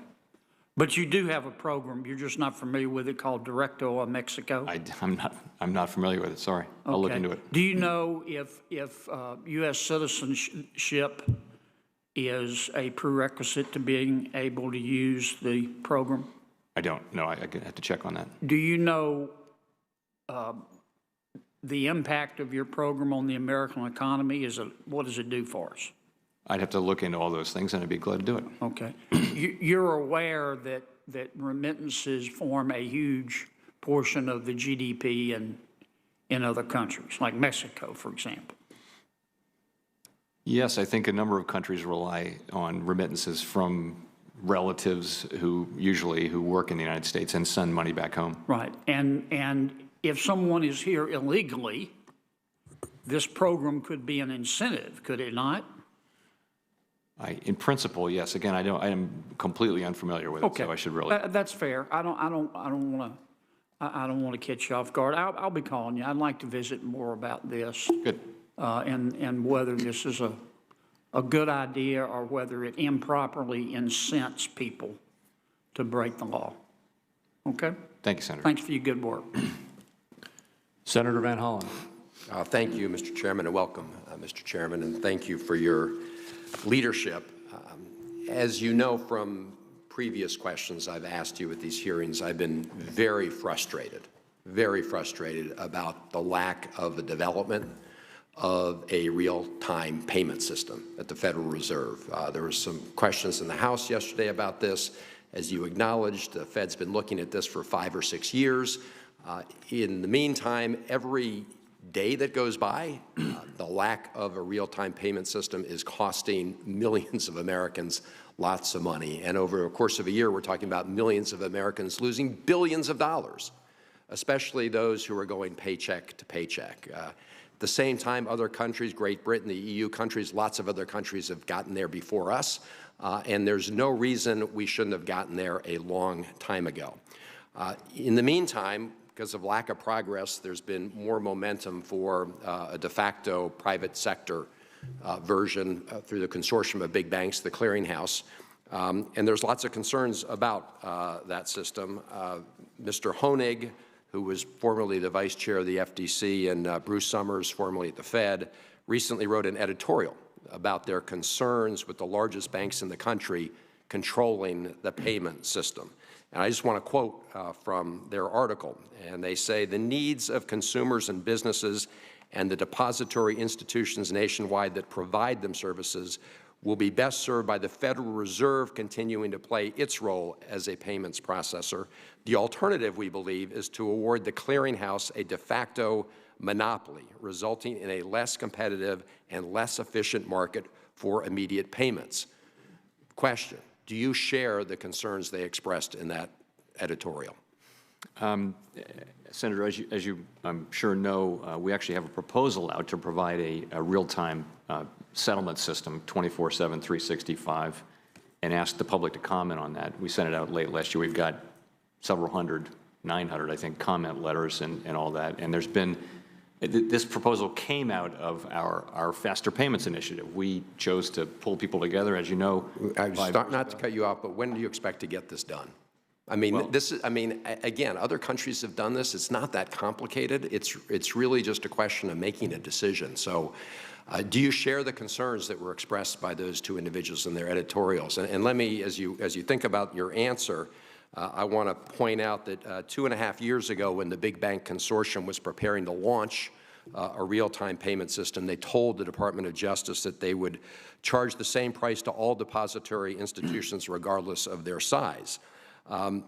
About a year later, the Justice Department cited that assurance when it told the clearinghouse that it had no intention to take any antitrust action against them. But last month, the clearinghouse added a big caveat to its pledge. They said that they would only maintain that commitment if there was no other competition, meaning the Federal Reserve. And community bankers are very worried about this. Here's a quote from Bob Steen. He's the CEO of a $93 million asset bridge community bank in Mount Vernon, Ohio. Quote, talking about the Fed, "If they don't take that as a dare, then I don't know what it takes for the Fed to serve as a central bank role." So we just got to make a decision here because the lack of the Fed making a decision is essentially putting in place the de facto clearinghouse. Now, if that's the result of a deliberate decision, that's one thing. But if it's the result of inaction, then there are real risks at stake here. So we are working our way through the comments and approaching a decision, and we have to weigh this very carefully under the law, under the Monetary Control Act, and under our regulations. You're absolutely right that the smaller institutions are strongly in favor of our doing this. But there's a range of commentary. We have a process we need to go through. We've been going through it and expect to reach a decision. All right. I would just be concerned with providing the biggest banks a monopoly over this big an area of transactions. Very quickly, you've indicated how important it is to the Fed to be independent, but the President does give you a call from time to time, right? He has. Has he ever raised the issue of Deutsche Bank in those conversations? By longstanding practice, of course, I respect the privacy of my conversations with any elected official, including the President. Right. There's no executive privilege, though, between the President and the Federal Reserve, is there? It's an independent body, right? That's correct. It's not a legal matter. It's just out of respect for, I would give you the same respect. Well, we, as you know, a group of senators on this committee have written to you about the Deutsche Bank situation where senior executives at Deutsche Bank overruled one of their experts who wanted to issue a suspicious activity report with respect to certain Trump entities, financial entities. That was overruled. Deutsche Bank is under your regulatory purview. How can you provide us assurances that that will be looked into when you have a whistleblower case like that? As you know, we have an enforcement action in place against Deutsche Bank for its system and money laundering issues, and we're providing absolutely standard oversight to that at this time. Okay. Can you provide us assurances that that kind of situation would come under that purview and investigation? That kind of situation, yeah. Thank you, Mr. Chairman. Senator Jones. Thank you, Mr. Chairman. And Chairman Powell, thank you for being here, and thank you for your testimony. One of the short-term risks of the economy that I fear, and I think you have highlighted, are the ongoing negotiations in Congress over both government spending and the debt ceiling. In June, the June FOMC minutes, for example, it was written that participants generally agreed that a downside risk was a sharp reduction in government spending. And all told, if Congress doesn't reach an agreement, there's a potential for a $120 billion immediate reduction in federal spending for national security and a host of domestic programs. Would you just elaborate a little bit on what you believe, what kind of risk does this represent to the economy, and how is the Fed processing this risk? I think that it's essential that Congress raise the debt ceiling in a timely way, by which I mean in a way that allows the United States government to pay all of its bills when and as they're due. That is essential. Any other outcome is unthinkable. We've always paid our bills, and it simply must happen that Congress raises the debt ceiling in time to allow that to happen. The consequences of failing to do so would be highly unpredictable, and no one should assume that the Fed or any other agency can be relied upon to shield our economy from the short, medium, and long-term negative consequences of such an act. Is there risk in protracted negotiations? I mean, if we're in the 11th hour of discussions, and you know, so many times we have seen, like last year with the government shutdown, with disaster relief, there's all this political posturing and, you know, dueling press conferences, and we end up getting down the road and getting close, and then they fall apart. Is there risk just in that protracted negotiations and waiting till the 11th hour to do something? I think markets have seen this movie, and I think they think they know how it ends, and so they tend to look through that. You do see some of the Treasury securities that are maturing. They might trade, and they are now trading a bit off because on the theory that there might be some delay in payments. But clearly, everyone's assuming that this will get worked out. And if that weren't to happen, that would be, I think, a big surprise and not a good one. Well, I appreciate your answer. Maybe Congress and the President can take a lesson from that and just go ahead and get it done now instead of going through the protracted, you know, who shot John kind of things and where we are. I want to go back to a question my colleague, Senator Shelby, talked about just a little bit with regard to trade and the apparent progress in trade. And I want to kind of couple that with a little bit with what you've talked about with regard to so many sectors of the economy who are not feeling the buoyancy of their jobs, of their wages, and things like that. Our manufacturers in my state and the farmers in my state, I'm not sure they've seen the apparent progress that was initially seen that you talked about, but regardless, they are certainly feeling the pain of the uncertainty. And those challenges are broad in scope. We've got uncertainty with China.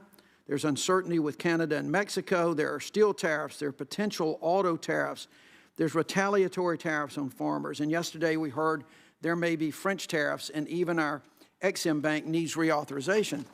That, in my state, that seems to be affecting folks in those rural areas, the African-American folks probably more than most. It has not hit directly the consumer, I don't think, just yet with the tariffs, but it's going to happen. I mean, we are seeing now, we're seeing now that in the short term, we're going to see tariffs that are going to cause increase and a depletion in supply of things like Bibles and artificial fishing lures, which are fairly standard staples in most Alabama households. Can you elaborate for me on which of all of this in particular is the thing that concerns you most about the current situation with tariffs? What are the concerns that you have most? Because we've got them, they're all over the board, and we seem to be going this alone. I would just say, I think it's general uncertainty on the part of businesses. And that you don't really see that in, as you noted, you don't really see that in household confidence surveys and things like that. I think you do see it in business confidence surveys now. And the concern would be that over time, it will just it will weigh on the economic outlook. And it's a concern. I think we've been hearing that all year long from our business contacts. In particular, let me ask about, the President right now has on his desk a report from the Commerce Department about whether or not foreign automobiles and suppliers are a national security threat. That has been sitting on his desk since February. It hasn't been released, despite many of us on this panel, including Senator Toomey and I, have been asking. Is the fact that that is sitting there and the President is not even releasing publicly, did that add to the uncertainty?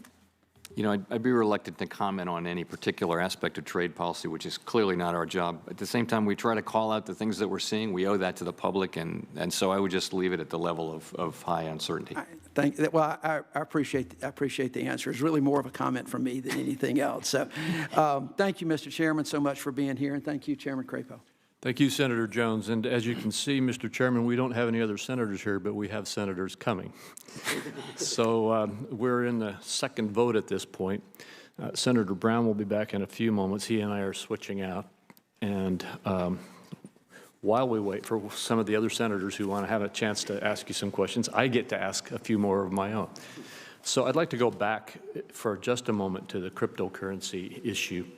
And you indicated before, as you start to look at the new Libra proposal, that you have been in communication with some of the other central banks and other regulators, as well as the United States regulators.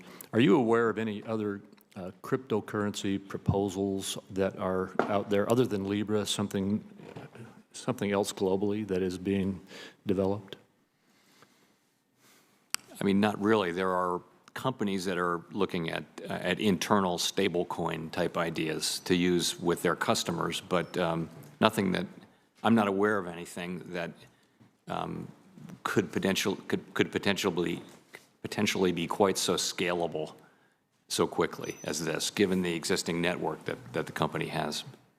All right, and to return to the question that Senator Perdue had asked you about the impact of a cryptocurrency system on our reserve currency in the world, particularly in the United States reserve currency, which has, as you both indicated in your conversation, I think the United States has benefited from our currency being the world's reserve currency. If a cryptocurrency system were to become prevalent throughout the globe, would that diminish or remove the need for a reserve currency in the traditional sense? I think things like that are possible, but we really haven't seen them. We haven't seen widespread adoption. I mean, Bitcoin is a good example. Really, almost no one uses Bitcoin for payments. They use it more as an alternative to gold, really. It's a store of value. It's a speculative store of value, like gold. So we don't have, and people, of course, have been talking about this since cryptocurrencies emerged, but we haven't seen it. But that's not to say we won't see it. And if we do see it, yes, you could see a return to an era in the United States where we had many different currencies, and you know, in the so-called, I guess, national banking era. All right, thank you. I do have more questions, but some of our senators are returning now, and I will turn to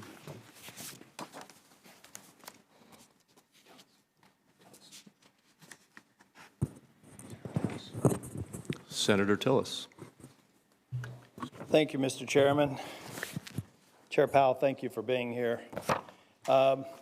Quick question on payments, maybe a couple of questions. Do you think that the current private sector payment systems are broken? I wouldn't say they're broken. Then what part of the problem exists out there that's prompting the Fed to move forward with a payments platform? Well, we haven't decided to do that, although we do, of course, play an active role in the payment system in a number of ways already.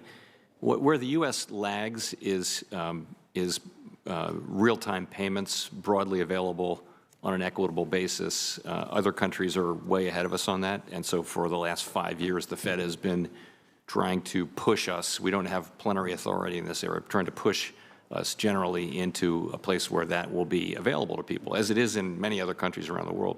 How do we go about funding the implementation, the ongoing operation, if you decide to move forward with a Fed payment system? In anything that we do in the way of a payment service is subject to the Monetary Control Act. Pardon me. And the Monetary Control Act requires that we a couple of things. One is, I won't get the language exactly right, but the sense of it is that it must pay for itself on a basis that is comparable to a private provider, meaning including the cost of capital and taxes. I'm going to submit, I've got a series of questions that I will submit for the record on the decision process and go forward. But I for one, hope that we can get to a point where perhaps we can facilitate a private sector solution that addresses some of the things that I think you rightly point out, but not necessarily take on that. First off, I should have thanked you for the great work you're doing. I think you're doing great work as chair, and I appreciate. Thank you. I appreciate everything that you do in some of the most, I think, confusing times for somebody in your position, and I appreciate it. I think someone mentioned earlier when I was out, I apologize, we've got multiple committees and multiple votes going on right now, but I think that we had some of the folks on the other side of the aisle that are concerned that as Deutsche Bank takes itself apart, that the bigger banks will pick up those assets and maybe even get bigger. But I don't necessarily think that that's going to happen. What I think is probably going to happen is we're going to see that move into private equity where they're probably chomping at the bit to buy things for pennies on the dollar. What's your view?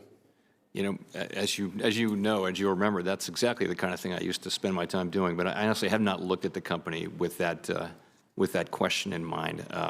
I'll come back to you on that. Thank you. Another area that I'm kind of curious, you know, if you were in the private sector and you had a 10-year yield that was close to 2%, excuse me, would you extend your maturity profile and lock in financing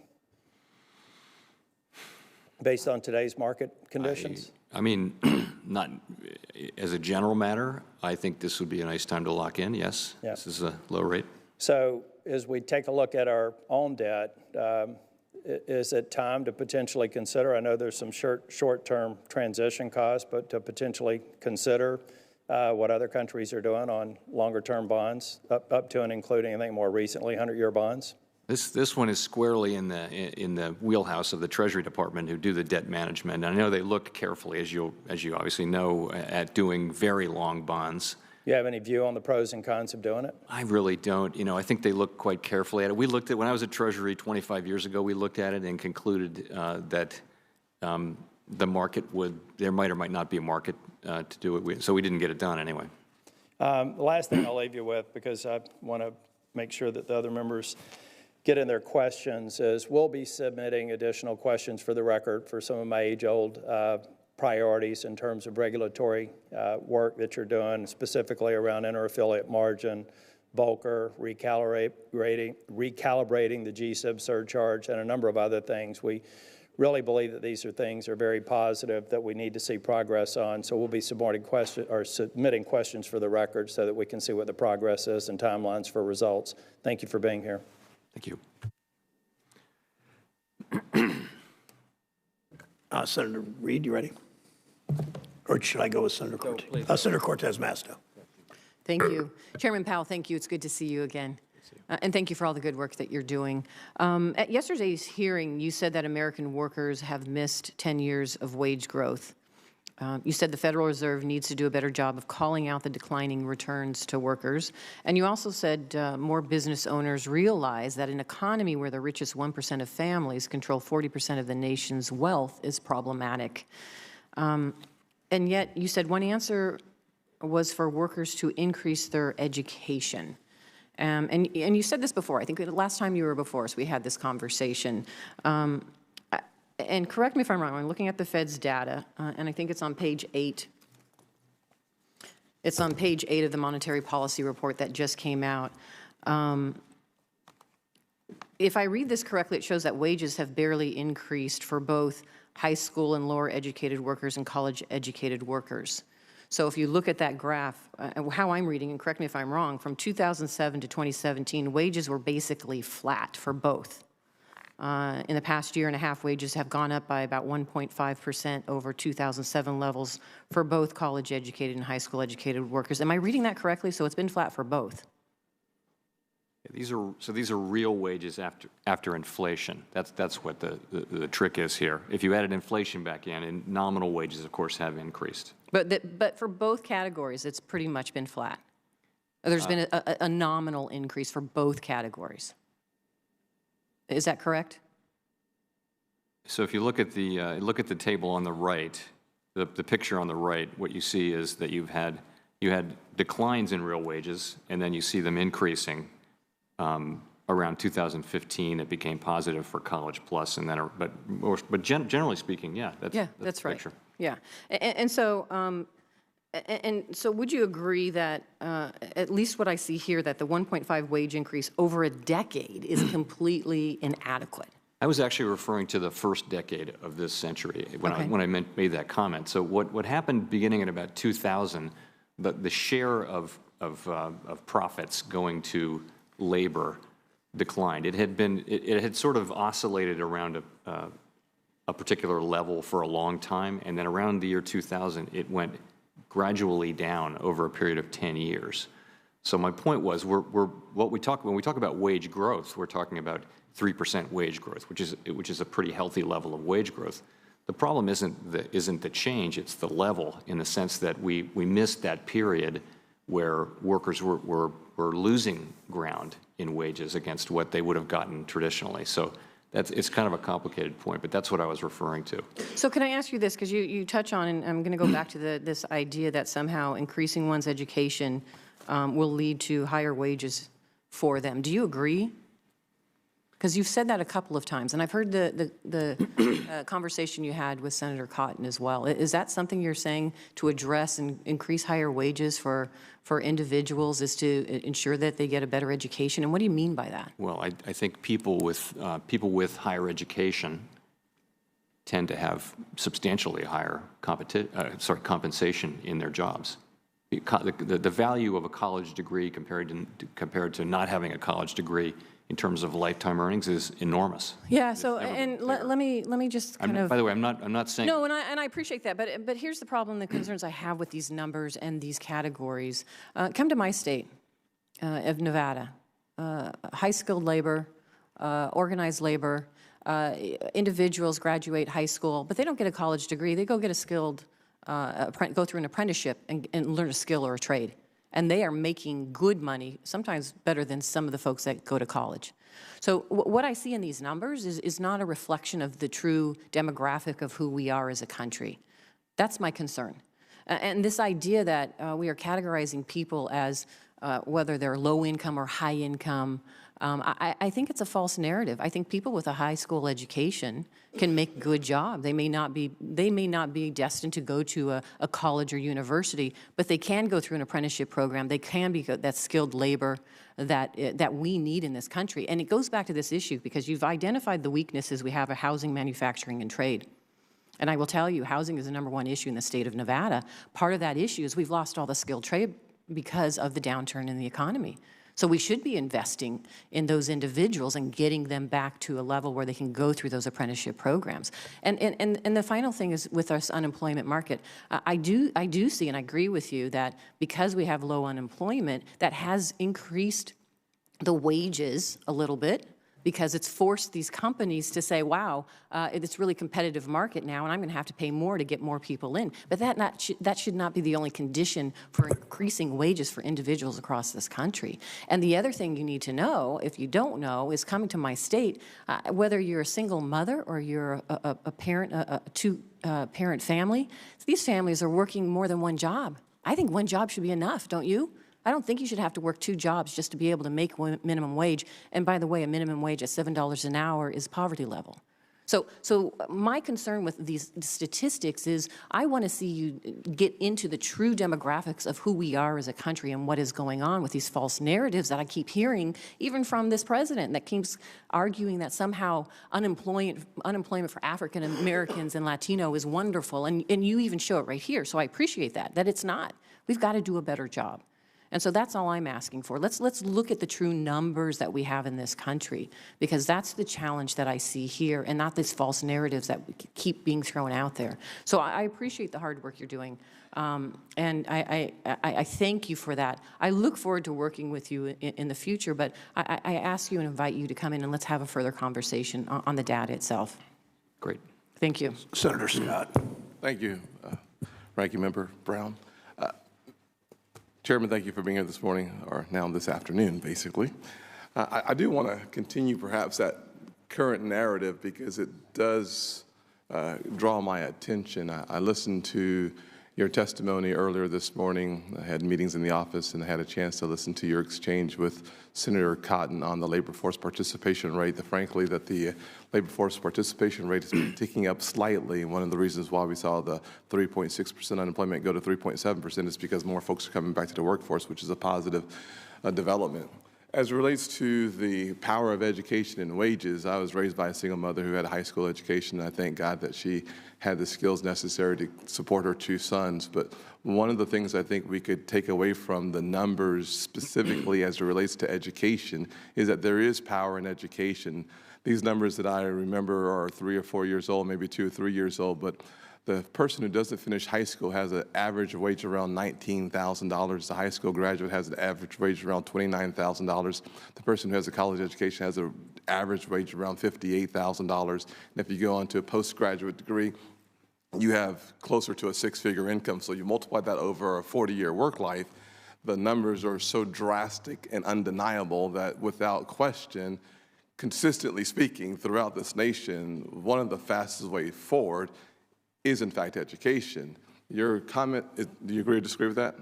No, I totally agree with that, yeah.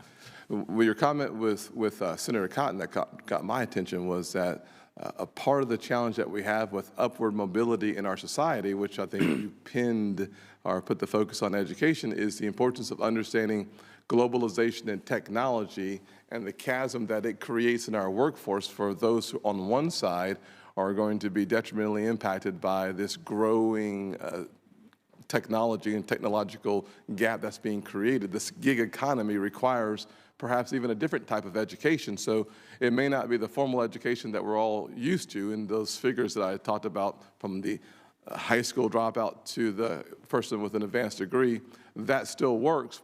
In addition to that, one of the reasons why myself and Cory Booker and others have focused on apprenticeships is because our nation, comparatively speaking to someplace like Germany, we are woefully behind on using apprenticeships as a mechanism or vehicle to help those folks who may not want the 4-year track to still achieve the type of income that Senator Cortez Masto wants for her constituents and I need for mine as well.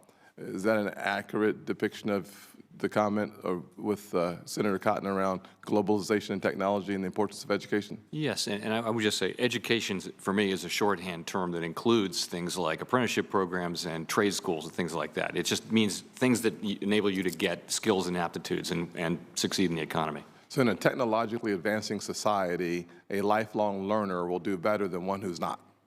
Absolutely, absolutely, yes. Pat Toomey talked about the Goldilocks economy, which I thought was, I like the term. Sometimes I want to compare that against the woe is me economy that we seem to hear a lot about. I have a question as it relates to the number of Americans who actually work multiple jobs. My understanding is that it's somewhere around 7 to 8% of Americans have more than one job, 1 in 15. I read an article recently in the Wall Street Journal that said the number was closer to 5%.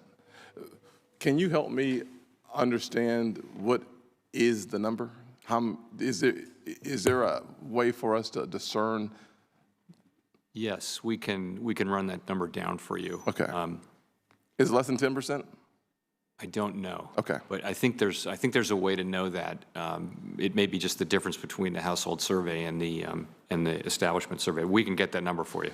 So I think it's important for the American people to understand and appreciate what the number is and how many folks are actually working more than one job. I think both sides of this aisle have a strong passion to make sure that upward mobility is in fact still alive and well and a part of the American dream. And a part of that American dream is being able to achieve a standard of living that is comfortable without 2 jobs. It would be important, I think, to both sides for us to A, figure out what the number is, B, see if there are solutions, be it being a lifelong learner or the standard college track. I would love to have more information on that. My final thought is on trade. You've answered the question on trade. You've been very clear on what your role is and what your role is not. When you look around the world, GDP activity is tough, whether it's Japan at 0.6% or the UK at 0.4%, Germany's at 0.5%. That plus tariffs and this trade volatility, how does that impact a state like mine where 1 in 11 employees are connected to the exports of our nation, of our state? Well, I would guess that those companies and people are feeling that weak global growth and uncertainty around trade are weighing on their outlook. And currently, things are okay, but businesses are beginning to hold back on investment. For example, we see business investment having weakened after having been quite strong in 17 and most of 18. Business investment is critical. It's really slowed down here, and one of the reasons is uncertainty around trade and global growth. Thank you. Thank you. Thank you, Mr. Reagan. Senator Reid. Thank you very much. Thank you, Mr. Chairman. I apologize. We had the hearing for the Chairman of the Joint Chiefs of Staff simultaneously, so forgive my late arrival. Mr. Chairman, how much economic uncertainty has the President delivered as he constantly moves the goalposts with tweets about trade, about the debt ceiling, about multiple issues? Does that help? So I wouldn't comment on trade policy as though we were responsible for it. We don't comment on it in any way. I will say that trade policy uncertainty, as you can see from one of our charts in the monetary policy report, is quite elevated. And many U.S. manufacturing companies have supply chains that reach across national borders around the world, and those companies are facing an uncertain situation. A natural thing to do is to hold back, and so I think we're seeing some of that and not making investments and that sort of thing. So, and there is a correlation between the day-to-day tweets, comments, advances, the movements that the President. What we've been hearing really for more than a year now is uncertainty going up and down, and it went up quite a bit in May. May was a real month where we saw trade uncertainty spike around various events, and I think that'll show up in the data. The economy is doing well, but why does Wall Street expect you to cut rates? Typically in a booming economy, rates are either stable or go up. Well, we do see an economy that's in a good place, but what we see is a number of things that are weighing on the outlook. I mentioned global weakness. Around the world, you do see really weak economic performance. You see that in Asia, you see it in Europe, and you see central banks beginning to address that by providing more accommodation. And we see that as a downside risk here in the United States. We also see subdued inflation. We're in our 11th year of this expansion, I'm happy to say, and we're at 3.7% unemployment. We've been there for 15 months, and yet inflation is below our target. So I think many of my colleagues on the FOMC have come to the view that a somewhat more accommodative monetary policy may be appropriate. Let me just change this topic to one issue of importance, I think, to all of us, and that is recently, more so than the past, the independence of the Fed has been questioned, and even your role has been questioned. And as the Federal Reserve own website points out, your policy decisions have to be based on data and your judgment, not political pressures that could lead to undesirable outcomes. So what are some of those undesirable outcomes that would be produced if, in fact, the Fed became less independent and more adjunct to political motive forces? We have a pretty narrow set of protections that amount to what we call our independence, and we think that those institutional arrangements have served the public and served the economy well over a period of time.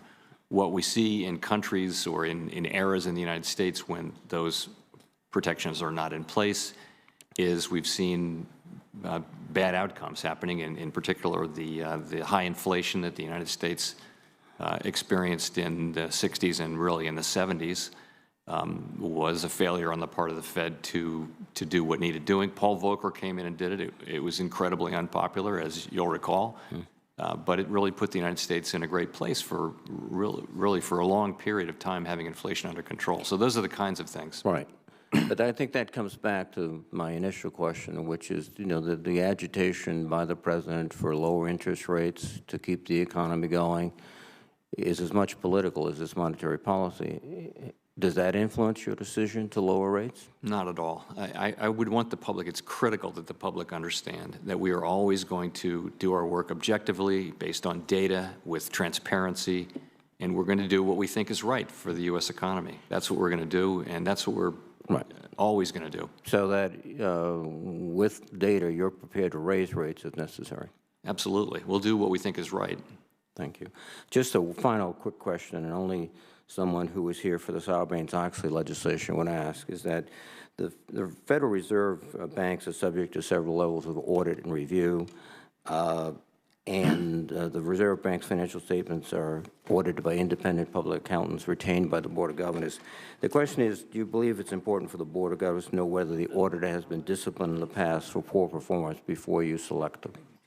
It is important, and we do demand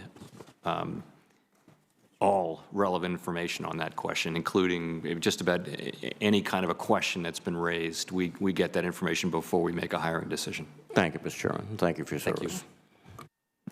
Senator Brown would like to ask another couple questions, and then we'll be done, Mr. Chairman. Thank you. Thanks for your patience. And as you sit through this, Mr. Chairman, I have two brief questions and then a short statement. During the debate of passage of S-2155, we repeatedly heard from the Fed and the sponsors of the bill that Section 401 would not weaken the prudential standards in foreign GSIBs operating in the U.S., yet the Fed released an implementing proposal in April that appeared to do just that. What led to that about-face? I think that proposal is just a matter of providing national treatment to banks that do business in our country. We try to treat similar banks similarly, whether they're foreign banks or U.S. banks. And we expect the same for our banks in foreign countries. I understand, Mr. Chairman, that's the argument for it now, but it's not what we were hearing from many people prior to this, because we made the argument this could increase systemic risk, and they either consented to that belief but then seemed to change their minds. You all seem to change your mind after this happened, but I'll leave it at that.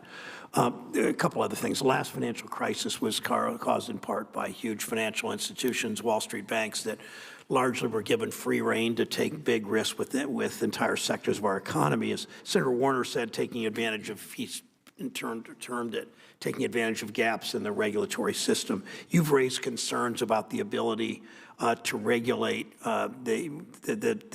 to regulate Facebook, that what would be the best, and I would like to ask you, what would be the best, most effective way to regulate a complex internet-based company like Facebook with billions of users and a digital currency based on a Swiss bank account? How will you look at doing that? It's a question we're just beginning to address. We certainly don't want to regulate their social media, activities. That's not at all something we would have any interest in. But and I don't know what the right way to get at this is, but I do think that this is a question we're going to have to get our arms around. It's the reason we're working on that now. Okay. Listening to your comments, both Senator Scott's comments and Senator Cortez Masto, both the interactions that you had with each of them, I want to just, and this is not a question, I just want to make a point about how important this is. That we know that unemployment rates for African Americans and Latino Americans workers are consistently higher than those for white workers. One economist, Algernon Austin, said the experience of Black America is one of permanent recession. One of the benefits of aggressively pursuing a high employment economy is that job opportunities improve substantially for workers who face the largest barrier. You said a few minutes ago, that waiting 8 years for that in a recovery is just simply not acceptable public policy. You're, of course, right about that. Go on to say the black rate of unemployment in the best of times is not much better than the white rate in the worst of times, the economic situation of workers.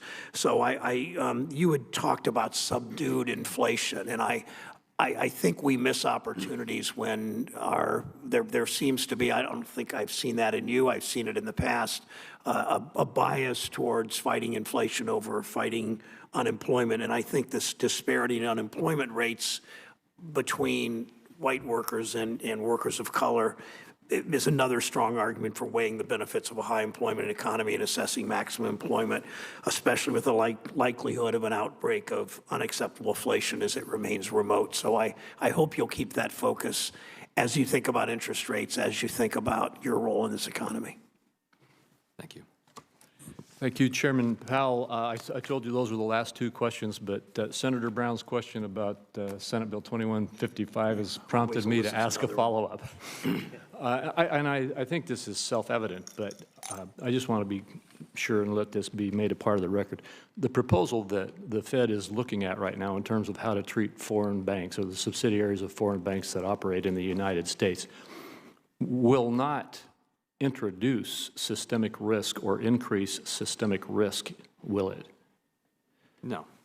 No, these are, remember, they only apply to the U.S. Entities, and they're not of that size or caliber.